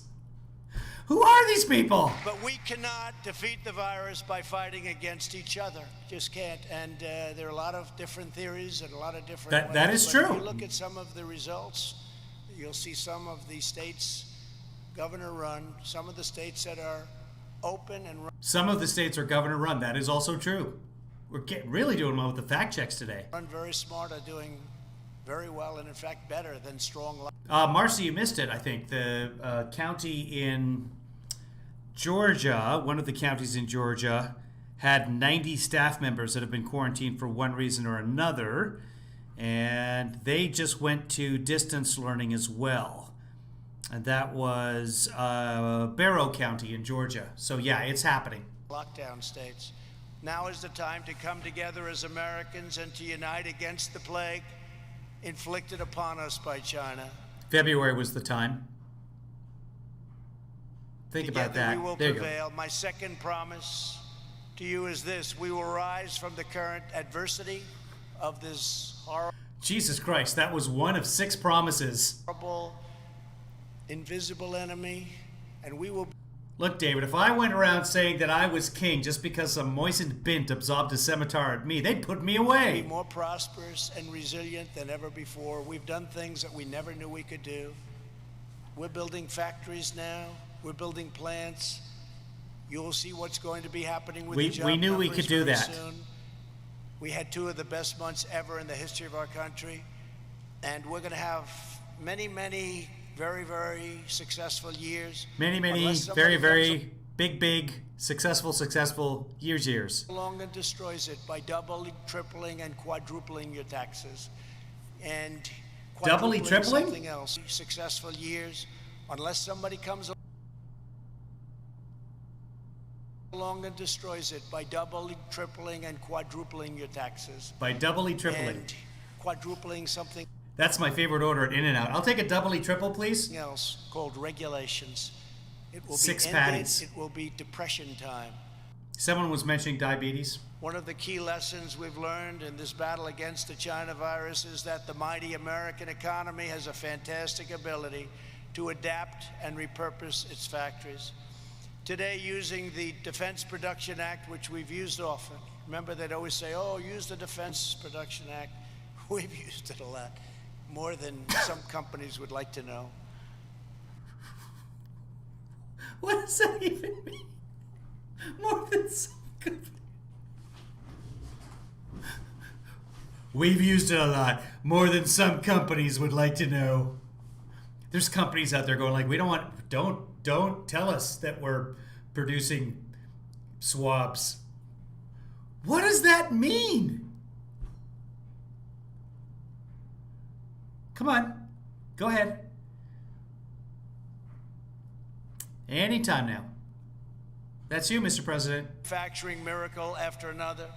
We've seen General Motors repurpose an auto parts facility in Kokomo, Indiana, great state, Bermuda, and thereby stand Jamaica. up a ventilator. We have a ventilator factory literally in a matter of days, and we're now producing thousands and thousands of ventilators a week. Come on, pretty mama. General Motors has now built and delivered more than 20,000 ventilators. That's what we need to do. We need to do a Zoom call, and we'll all sing the Strategic parts. national stockpile will be equipped to deploy more than 100,000 ventilators. They're very expensive to build. They're very complex. Very complex machines. And way down in Kokomo. And I said that we are now supplying ventilators to many countries of the world. Everybody in our country has. Oh, that's right. Trump is talking. Not one person, and we had no ventilators. Who knew about ventilators? We had very few.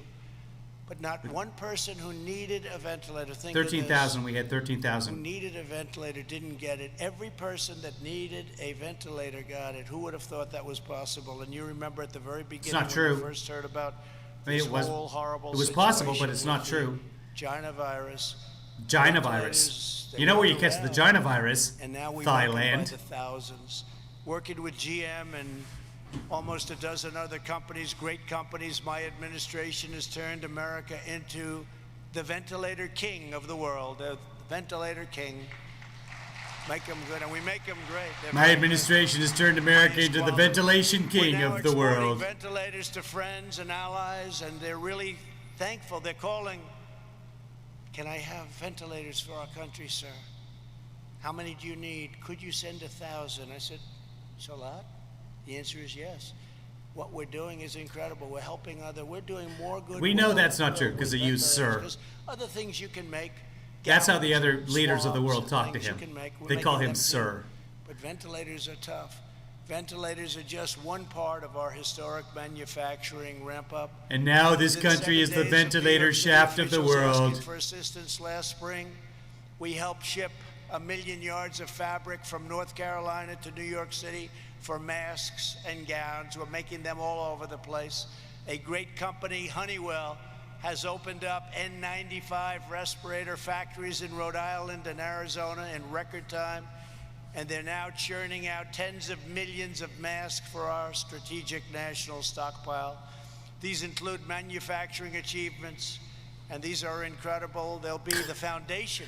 Biden's still going to hurt God. There's nothing they can do about that. Industry. What we've been able to do in a short period of time is frankly incredible. I'm not talking about me. I'm talking about the people out there. What they've done is incredible, including the military and some of the generals and admirals, the job they've done. My third promise is to build on these gains to turn America into the premier medical manufacturer, pharmacy, and drugstore of the world.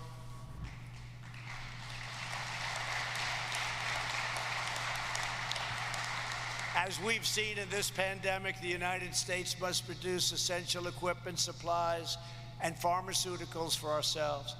We cannot rely on China and other nations across the globe that could one day deny us products in a time of need. We can't do it. We can't do it. We have to be smart. And speaking of pharmaceuticals, we instituted 4 moves, rebates, favored nations, and other things, buying from other nations where they have the product, the same exact pill, identical, made in the same factory, for a fraction, just a small fraction of the cost. We buy from other countries as opposed to buying through this ridiculous quagmire of political scam that we've been going through for many years.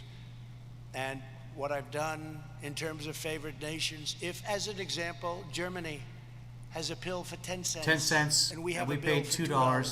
Mm-hmm. We institute favored nations under drug company. We get the pill for the same amount as the lowest pill anywhere in the world. Anywhere in the world. And that could drop your price of pharmaceuticals, of drugs, prescription drugs, could drop your price 50, 60, 70%, maybe more than that. This is something. Now, I have to tell you, I have never seen so many bad commercials about me as in the last 3 days since I did this. I haven't seen any of them. So will you remember that when you see this horrible commercial that I'm a socialist? I was called a socialist for the first time in my entire life. Actually, what I am doing is I'm using socialist countries who are buying our product for far less than we're allowed to. I'm saying, well, if you're going to sell it to this country, might be socialist, for a lower price, so we're going to get... So socialized countries are paying less for prescriptions. That same price, so, you know. Huh. I've been called everything in the book. Huh. And I say... How I said about the other that, day, Trumpy? Whenever you see a drug company advertising that Donald Trump's a bad guy, remember your drug prices must be coming down very big. Very big. So please remember that. Please remember that, because I don't want to get all those negative votes and then Biden wins and first month he'll say, I dropped drug prices 78%, and he won't even know what the hell he's saying. I don't want to be watching that from some beautiful resort someplace in the world. I could have, oh, I had such a beautiful life before I did this, but that's okay, because we're doing a great job. And it makes me very happy to see people being properly represented for a change. But during the course of the next 4 years, we will bring our pharmaceutical and medical supply chains home. We're going to bring them home where they belong. What? And we'll end. But during the course of the next 4 years, we will bring our pharmaceutical and medical supply chains. Wish you didn't have to pay full price for Xbox gear? Oh my God. Wikibuy can help with that. Shut up. Sorry. Let's go back. I want to hear something represented for a change. But during the course of the next 4 years, we will bring our pharmaceutical and medical supply chains home. We're going to bring... Yeah, he said chains. Supply chains. He's getting worse, people. We better hope he doesn't snap completely by ejection day. He just said supply chains. Okay, that is 2042.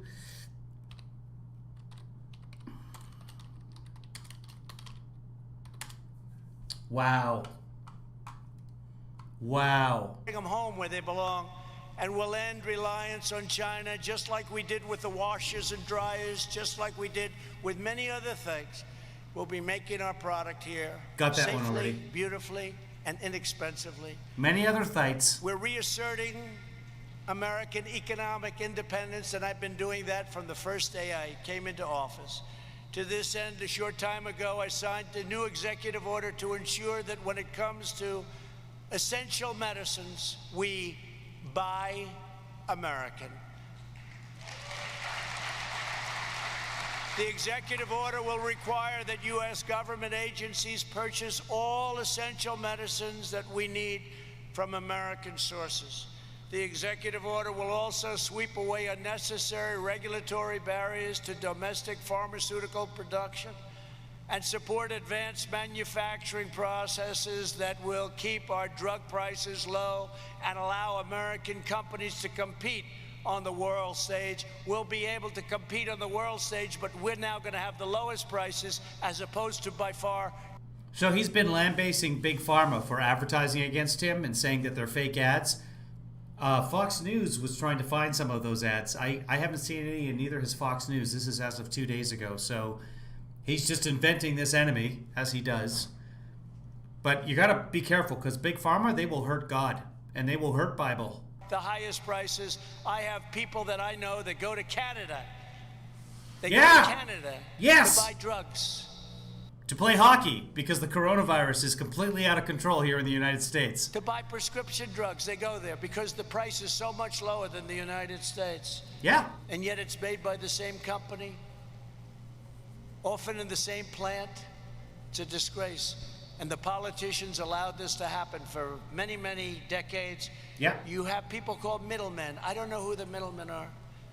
You're the president. They never say middle women, so they're politically not correct. But I've heard the term middlemen for a long time. They are so wealthy. They are so wealthy. Nobody has any idea who the hell they are or what they do. David, where you live, you can just walk out into the street. Don't worry about the alley. Nobody cares. They make more money than the drug companies. You know, in all fairness, at least the drug companies have to produce a product. And it has to be a good product. But the middlemen, well, the rebate that I'm doing cuts out the middlemen and it reduces costs, and the money goes back to the people purchasing the drugs. So I have a lot of enemies out there. This may be the last time you'll see me for a while. A lot of very, very rich enemies, but they are not happy with what I'm doing. But I figure we have one chance to do it, and no other president's going to do what I do. No other president would do. Oh, God, we can only hope. God, we can only hope no other president wouldn't do what you're going to do. A rebate, a buy from other nations at much less cost. Nobody. And there are a lot of unhappy people.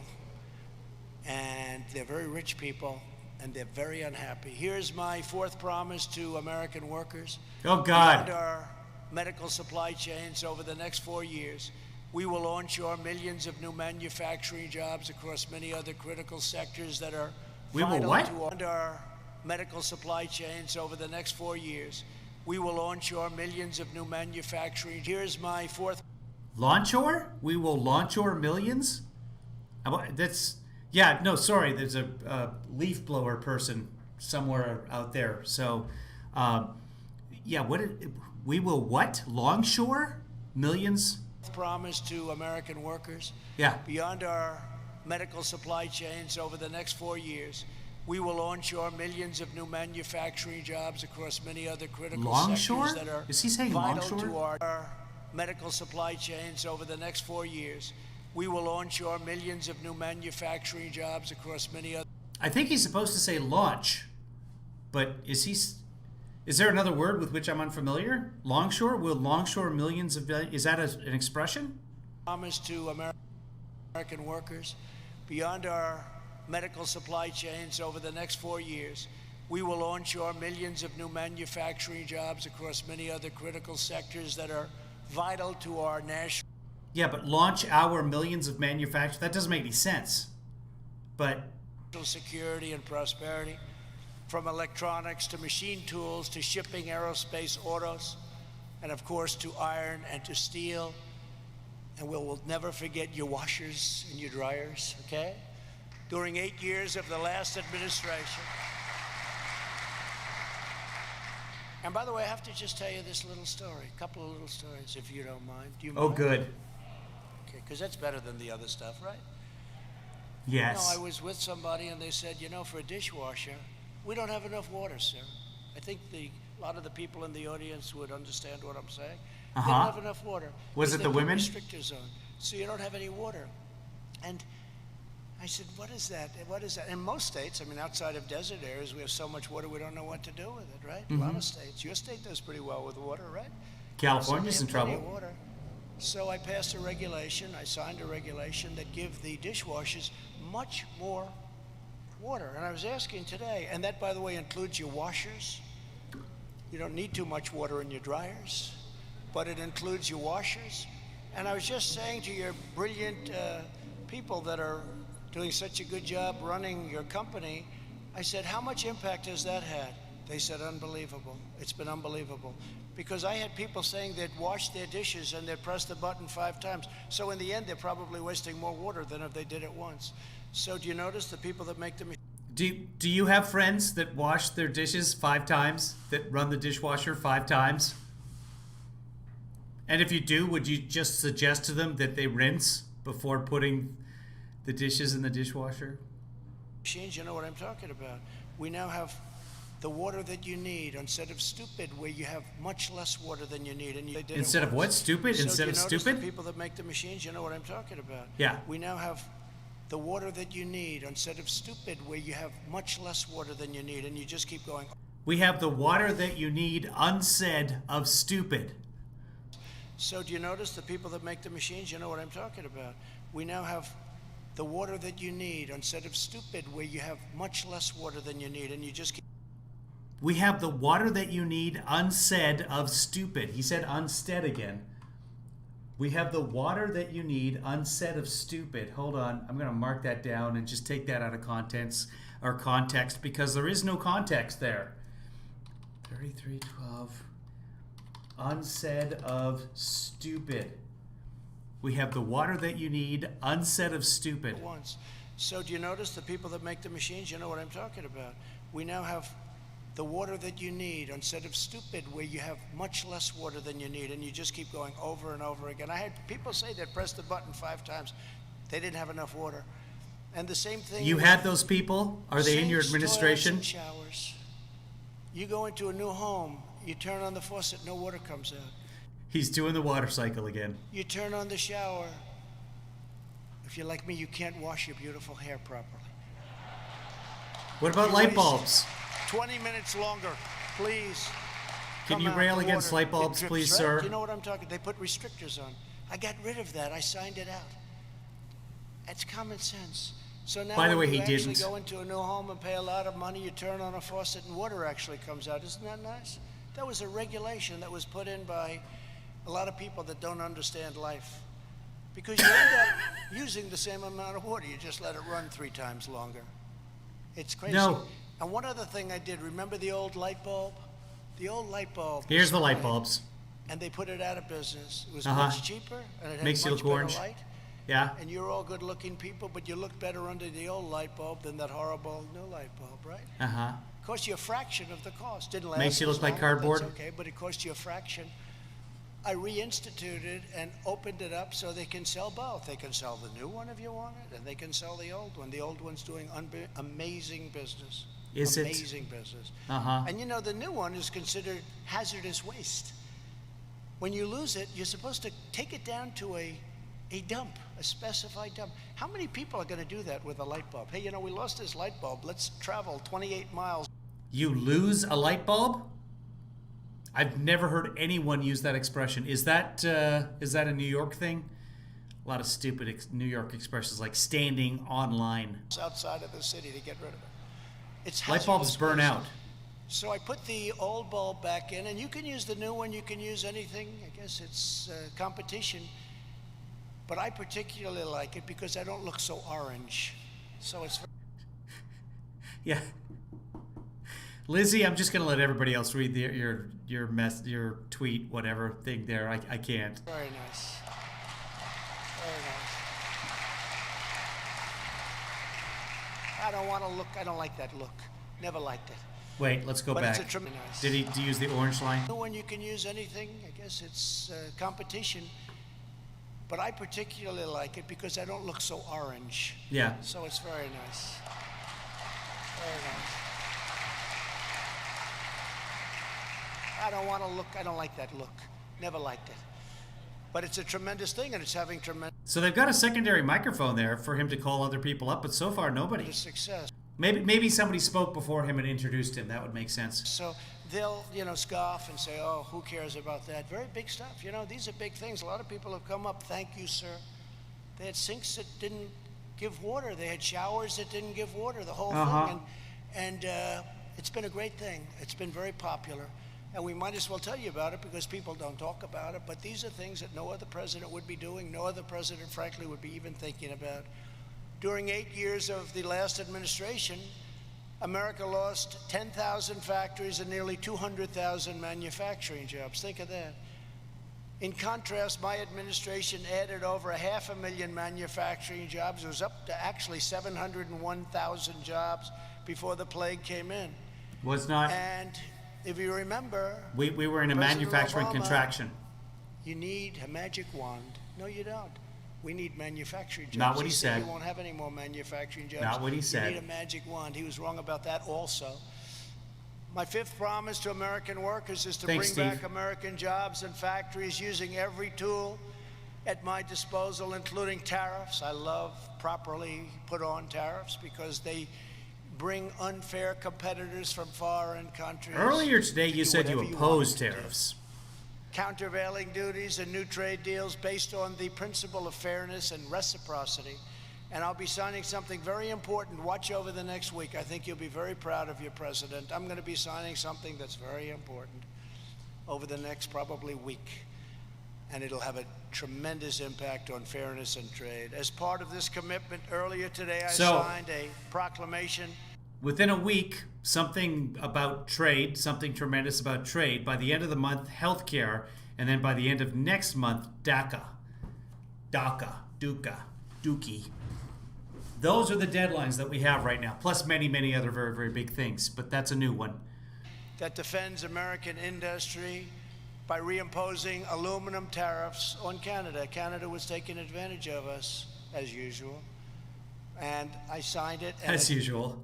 The United States has had a surplus with Canada for decades. Imposes because the aluminum business was being decimated by Canada. Very unfair to our jobs and our great aluminum workers. 7 months ago, my administration agreed to lift those tariffs in return for a promise from the Canadian government that its aluminum industry would not flood our country with exports and kill all our aluminum jobs, which is exactly what they did.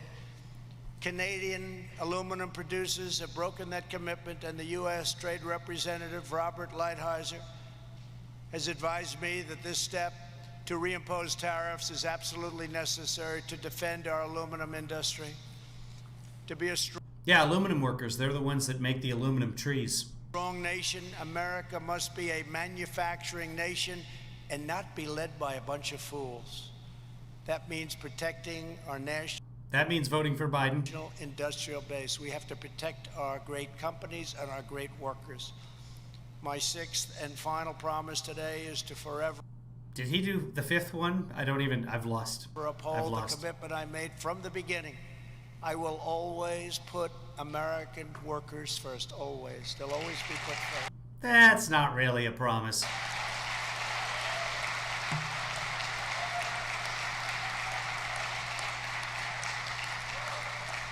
Did he do a fifth one? Well, I mean, actually, we can look in the transcript later, but I don't care. He did a fifth one? Okay, fellas, thank you. Union or non-union, it doesn't matter to me. But I did one hell of a good job for the unions. All the union heads are against me, but all the workers are for me, so something's right. The workers are for me. Usually the union heads are wined and dined in Washington pretty good by the Democrats.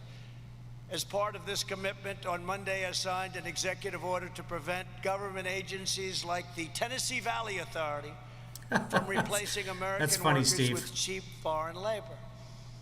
There's a very big... Steve says Trumpers need aluminum for their special hats. You're Trump's foil, Steve. Utility run by a man that gets $8 million a year. Would anybody in this room like that job? $8 million? $8 million a year, right? Highest paid. He really doesn't work for me. I wouldn't pay $8 million. If you paid him, the president gets $450,000. I give up my salary. Nobody ever says that. I might as well every once in a while say it. You say that all the time. I believe I'm the only president to do that. And I'm saying that's not too smart. But the Tennessee Valley Authority pays $8 million a year to the head. And after the authority laid off 20% of its American technology workforce and forced them to train their foreign replacements this week, I told the chairman of the board, "You're fired."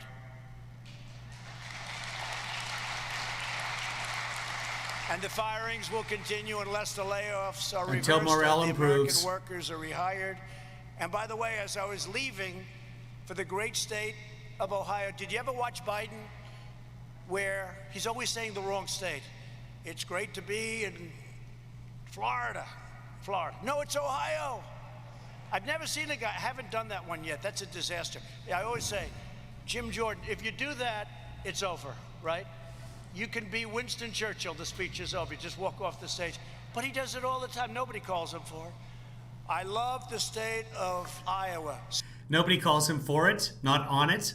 If you're going to make fun of somebody making a mistake with their diction, maybe get yours right. Sir, it's Idaho. It's Idaho. And the worst is when he's in like Indiana and he says it's great to be with the people of Florida and you have palm trees all over the place. But he does it all the time. If there are palm trees all over the place, he's in Florida. Worse is when he's in like Indiana. Uh-huh. And he says it's great to be with the people of Florida and you have palm trees all over the place. Yeah. Wow. Burn. Yeah. So he's actually in Florida. And he says it's great to be with the people of Florida. Woo! Trump, you just won the election there, buddy. It's Idaho. And the worst is when he's in like Indiana and he says it's great to be with the people of Florida and you have palm trees all over the place. But he does it all the time. There's something yes, you going do. on. But over the last 4 years, we've made extraordinary strides, and over the next 4 years together, we will turn the United States into the unrivaled manufacturing superpower of the world. We've been through a lot together. They've done everything possible to get in my way. They've treated us very unfairly, disgracefully, with what they've done to us. And despite what they've done, no administration in the history of this country has done more in the first 3.5 years than we have. Whether it's rebuilding our military, all made in the USA, whether it's the biggest tax cuts in history, whether it's the biggest regulation cuts in history, ANWR in Alaska, the largest field perhaps in the world, that Ronald Reagan, going back even before Ronald Reagan, no president could get it approved. I got it approved, and now it's potentially one of the greatest sites in the world, should be the greatest site in the world. So many different things we've done. We've done so much. What we've done for our vets, and you're a big vet state. Ohio loves its vets, and what... Oh, hold on. How do we get it back? Ladies and gentlemen, the president, I'm very grateful for the terror. Few words, please. Think of how ridiculous this is, and you won't be able to use your guns because they're going to end your Second Amendment as sure as you're 40, so we were about here. But the God. proud people of Ohio, which is going. probably the worst of all the deals, if you want to know that much done for our vets, and you're a big vet state. Ohio loves its vets, and what we've done for our vets, choice and accountability. God, there's another 18 minutes of this. Almost 50 years. Choice, veterans' choice. How about that? We got that for you. So if you have to wait online for 2 days or 2 weeks or 2 months, and they had to wait 2 months sometimes. If they had to wait online, they don't anymore. They go outside, they get a private doctor, we approve it, we pay the bill, and we take care of our vets like they're supposed to be taken care of. Just got a 91% approval rating. VA just got a 91% approval rating, highest ever, the highest it's ever had. And accountability, we have people that are we're so scornful. They had hatred for our vets. They were treating our vets badly. Our vets have to be treated great. But you couldn't fire them. They could be sadistic, they could be thieves, they could be anything. You couldn't fire them because of civil service unions, etc. You know. Couldn't fire them. And I got the accountability, VA accountability. Now you look at them, they don't do a good job. Obama did, for 2014. You say, Jim, you're fired. Boom, get out. That's the story. We actually terminated over 8,000 people that were not treating our vets well, and they were there for a long time. That sounds a little bit cold, but the truth is they got to treat our vets well, right? So they have to do it. But we got accountability and we got VA choice. But to achieve the vision that we've been talking about for so long, we must finish the job and drain the Washington swamp once and for all, and we're doing it. For years, left-wing politicians smiled and looked at American workers right in the eye. Yeah, hold on. So,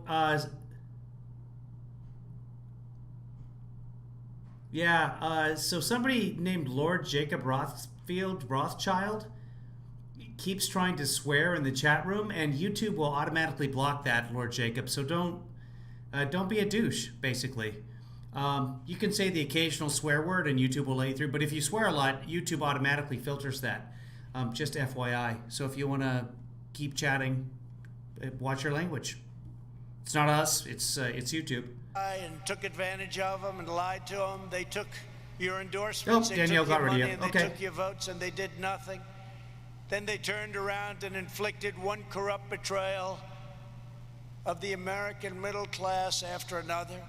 Whether it was NAFTA, TPP, the horrible Korea deal, the ridiculous Paris Climate Accord. There wasn't a Korea deal. That's okay. How's it working out for Paris? Not so good.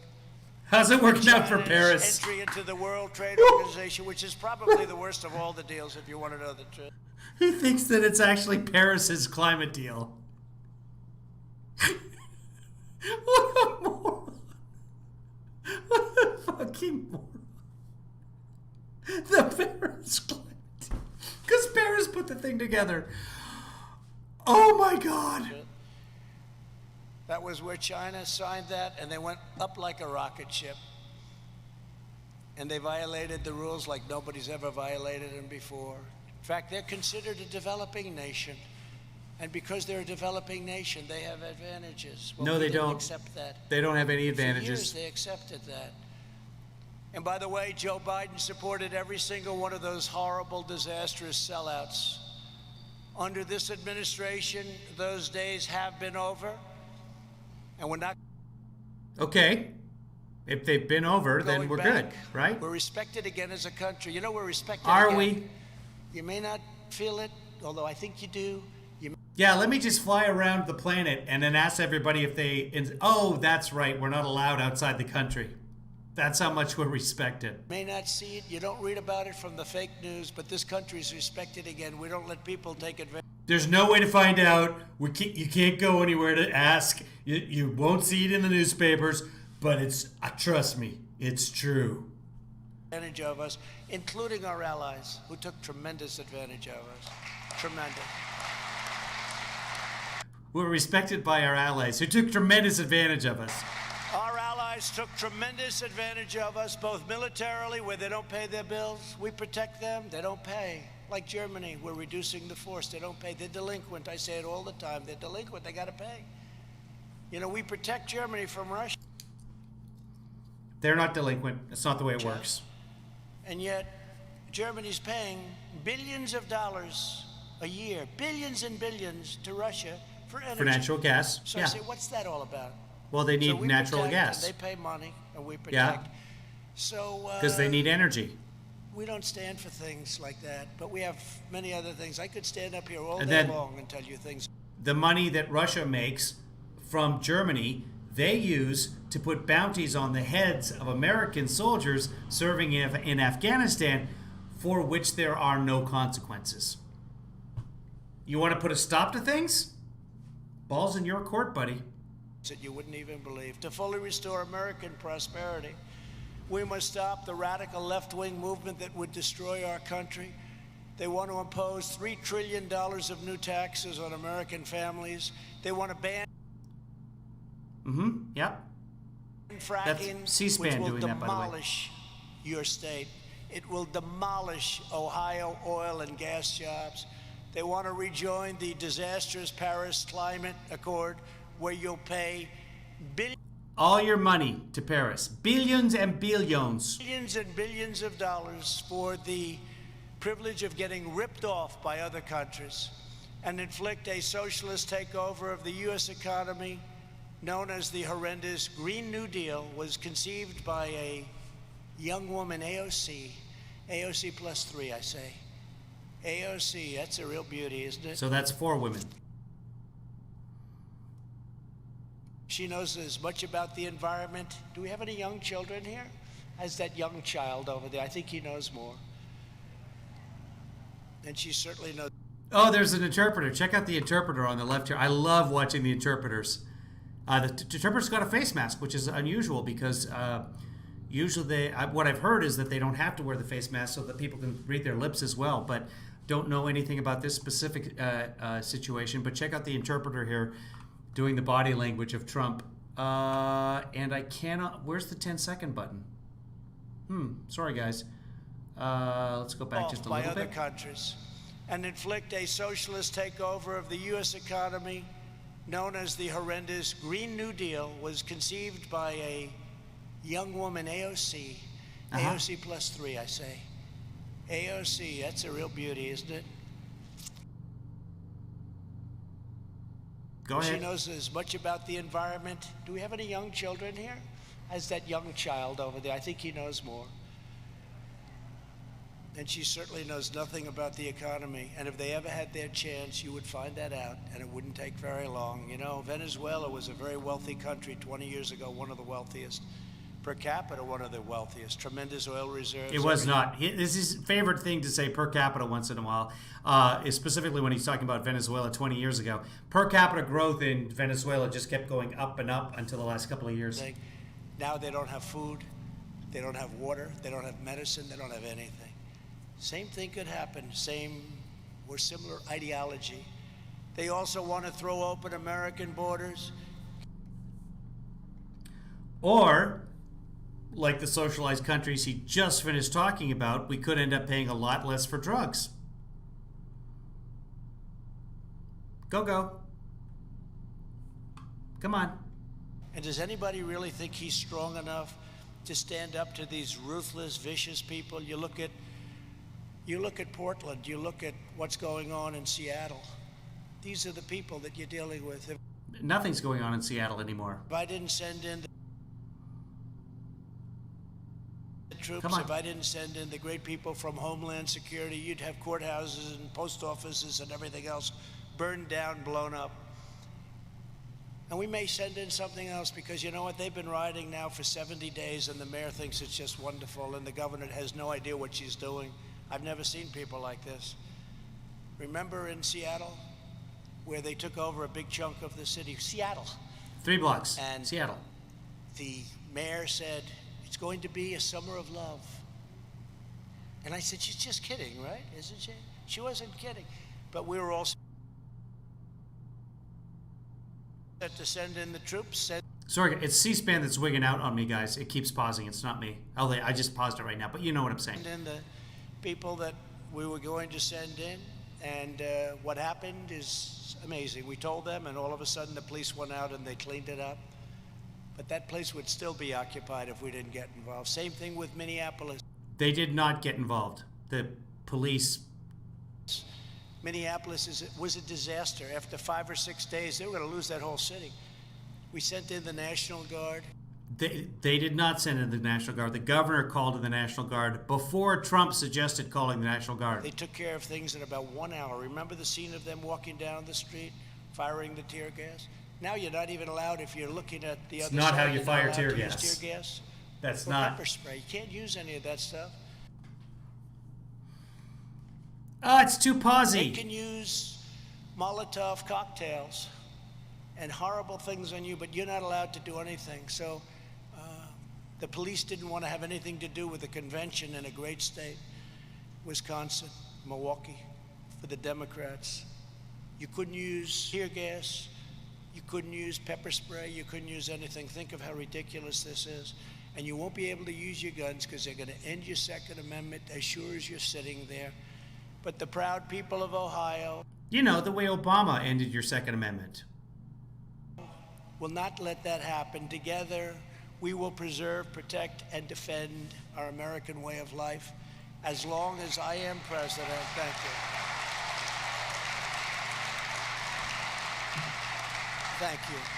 As long as I am president of the United States, I will fight for you with every ounce of energy and strength that I have. I will be your voice. I will defend your jobs.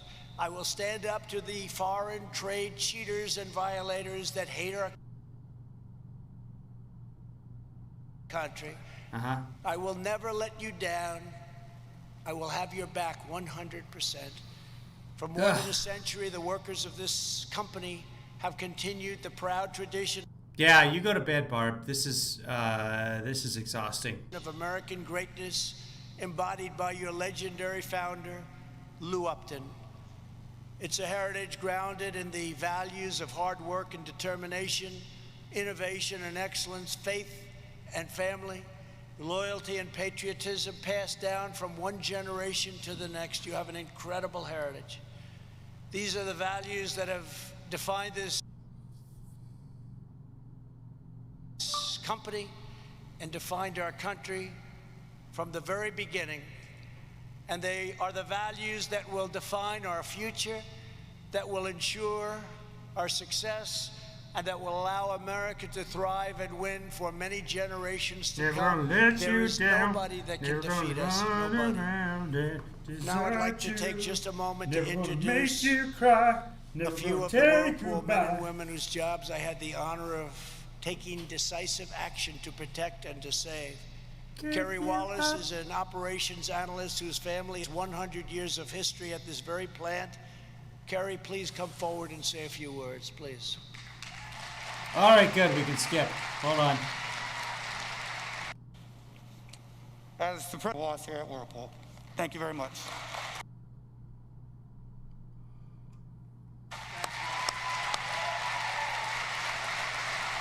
Well, thank you both. And you know, Marco had a beautiful speech written, and he never looked down. You never even looked down at that speech. I'm impressed with both of you. I'm impressed. To every worker here at Whirlpool, thank you once again for welcoming us. It's an honor to be here. And thank you for your commitment to American manufacturing. You're a great company with great, great people. Are you going to make America Together, safe we again? will bring back our jobs, we will bring back our factories, and we will bring back our American dream. Yeah. Gonna make America great again, are you? God bless you, and God bless America. Thank you very much. Oh, no.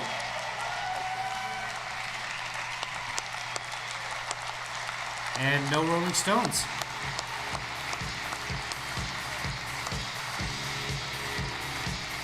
No, instead they're playing YMCA. They're not doing, you can't always get what you want. Okay, I got a lot of stuff to do, guys. This was, holy crap, this was a 2 hour and 38-minute broadcast. Non-stop Trump today. That's too much for any man to take. Thank you, everybody, for watching. I hope you enjoyed. Thanks to everybody who's watching in the future. And thanks to everybody who's watching but not in the chat room. It's been a pleasure, guys. Honestly, a lot of it hasn't. Not you guys. That guy. That guy. That guy. I would vote for him for president of Thailand. I'll tell you that right now. Everybody have a great evening. No, Billy Joel winner right now. We did that yesterday, and now it's history song. The history song. We didn't start the fire against New York State of Mind. That's up there right now. If you haven't voted yet in the Billy Joel Madness, those two songs are taking each other on. Go to Heavenly Father, hashtag Billy Joel Madness. Just go to Twitter, go to hashtag Billy Joel Madness, and vote. I'm out of words, folks. I sound like Trump. Aloha, cacao, cacao, cacao. That's just okay. I got things to do, guys, and I really, really need to go take a tinkle. So you guys have a great night. Be safe. What time is it? 2 o'clock. It's only 2 o'clock. Oh my God! I'm ready for bed. He is exhausting. Wow. Okay, only another 89 days of this, folks. And then the time until the election, the inauguration. And then if he loses the election, all the next 4 years after that. Okay, guys, be good. Here are some closing credits. Hey, people. If you'd like to help support this broadcast, go to kevinleefather.com where you can become a Patreon. And if you already are a Patreon, or guy with the leaf blower apparently doesn't want me doing my call to action. Share this broadcast with a friend. Tell someone about it. Let's bring more people into the crowd. Trump fans or not. Bring them in. That's my call to action that my producer told me to do. So, everybody be good. Here are some more producers and some Dollar Shame Clubbers and all sorts of people. Those are great people. Here's a list of great people brought to you by me.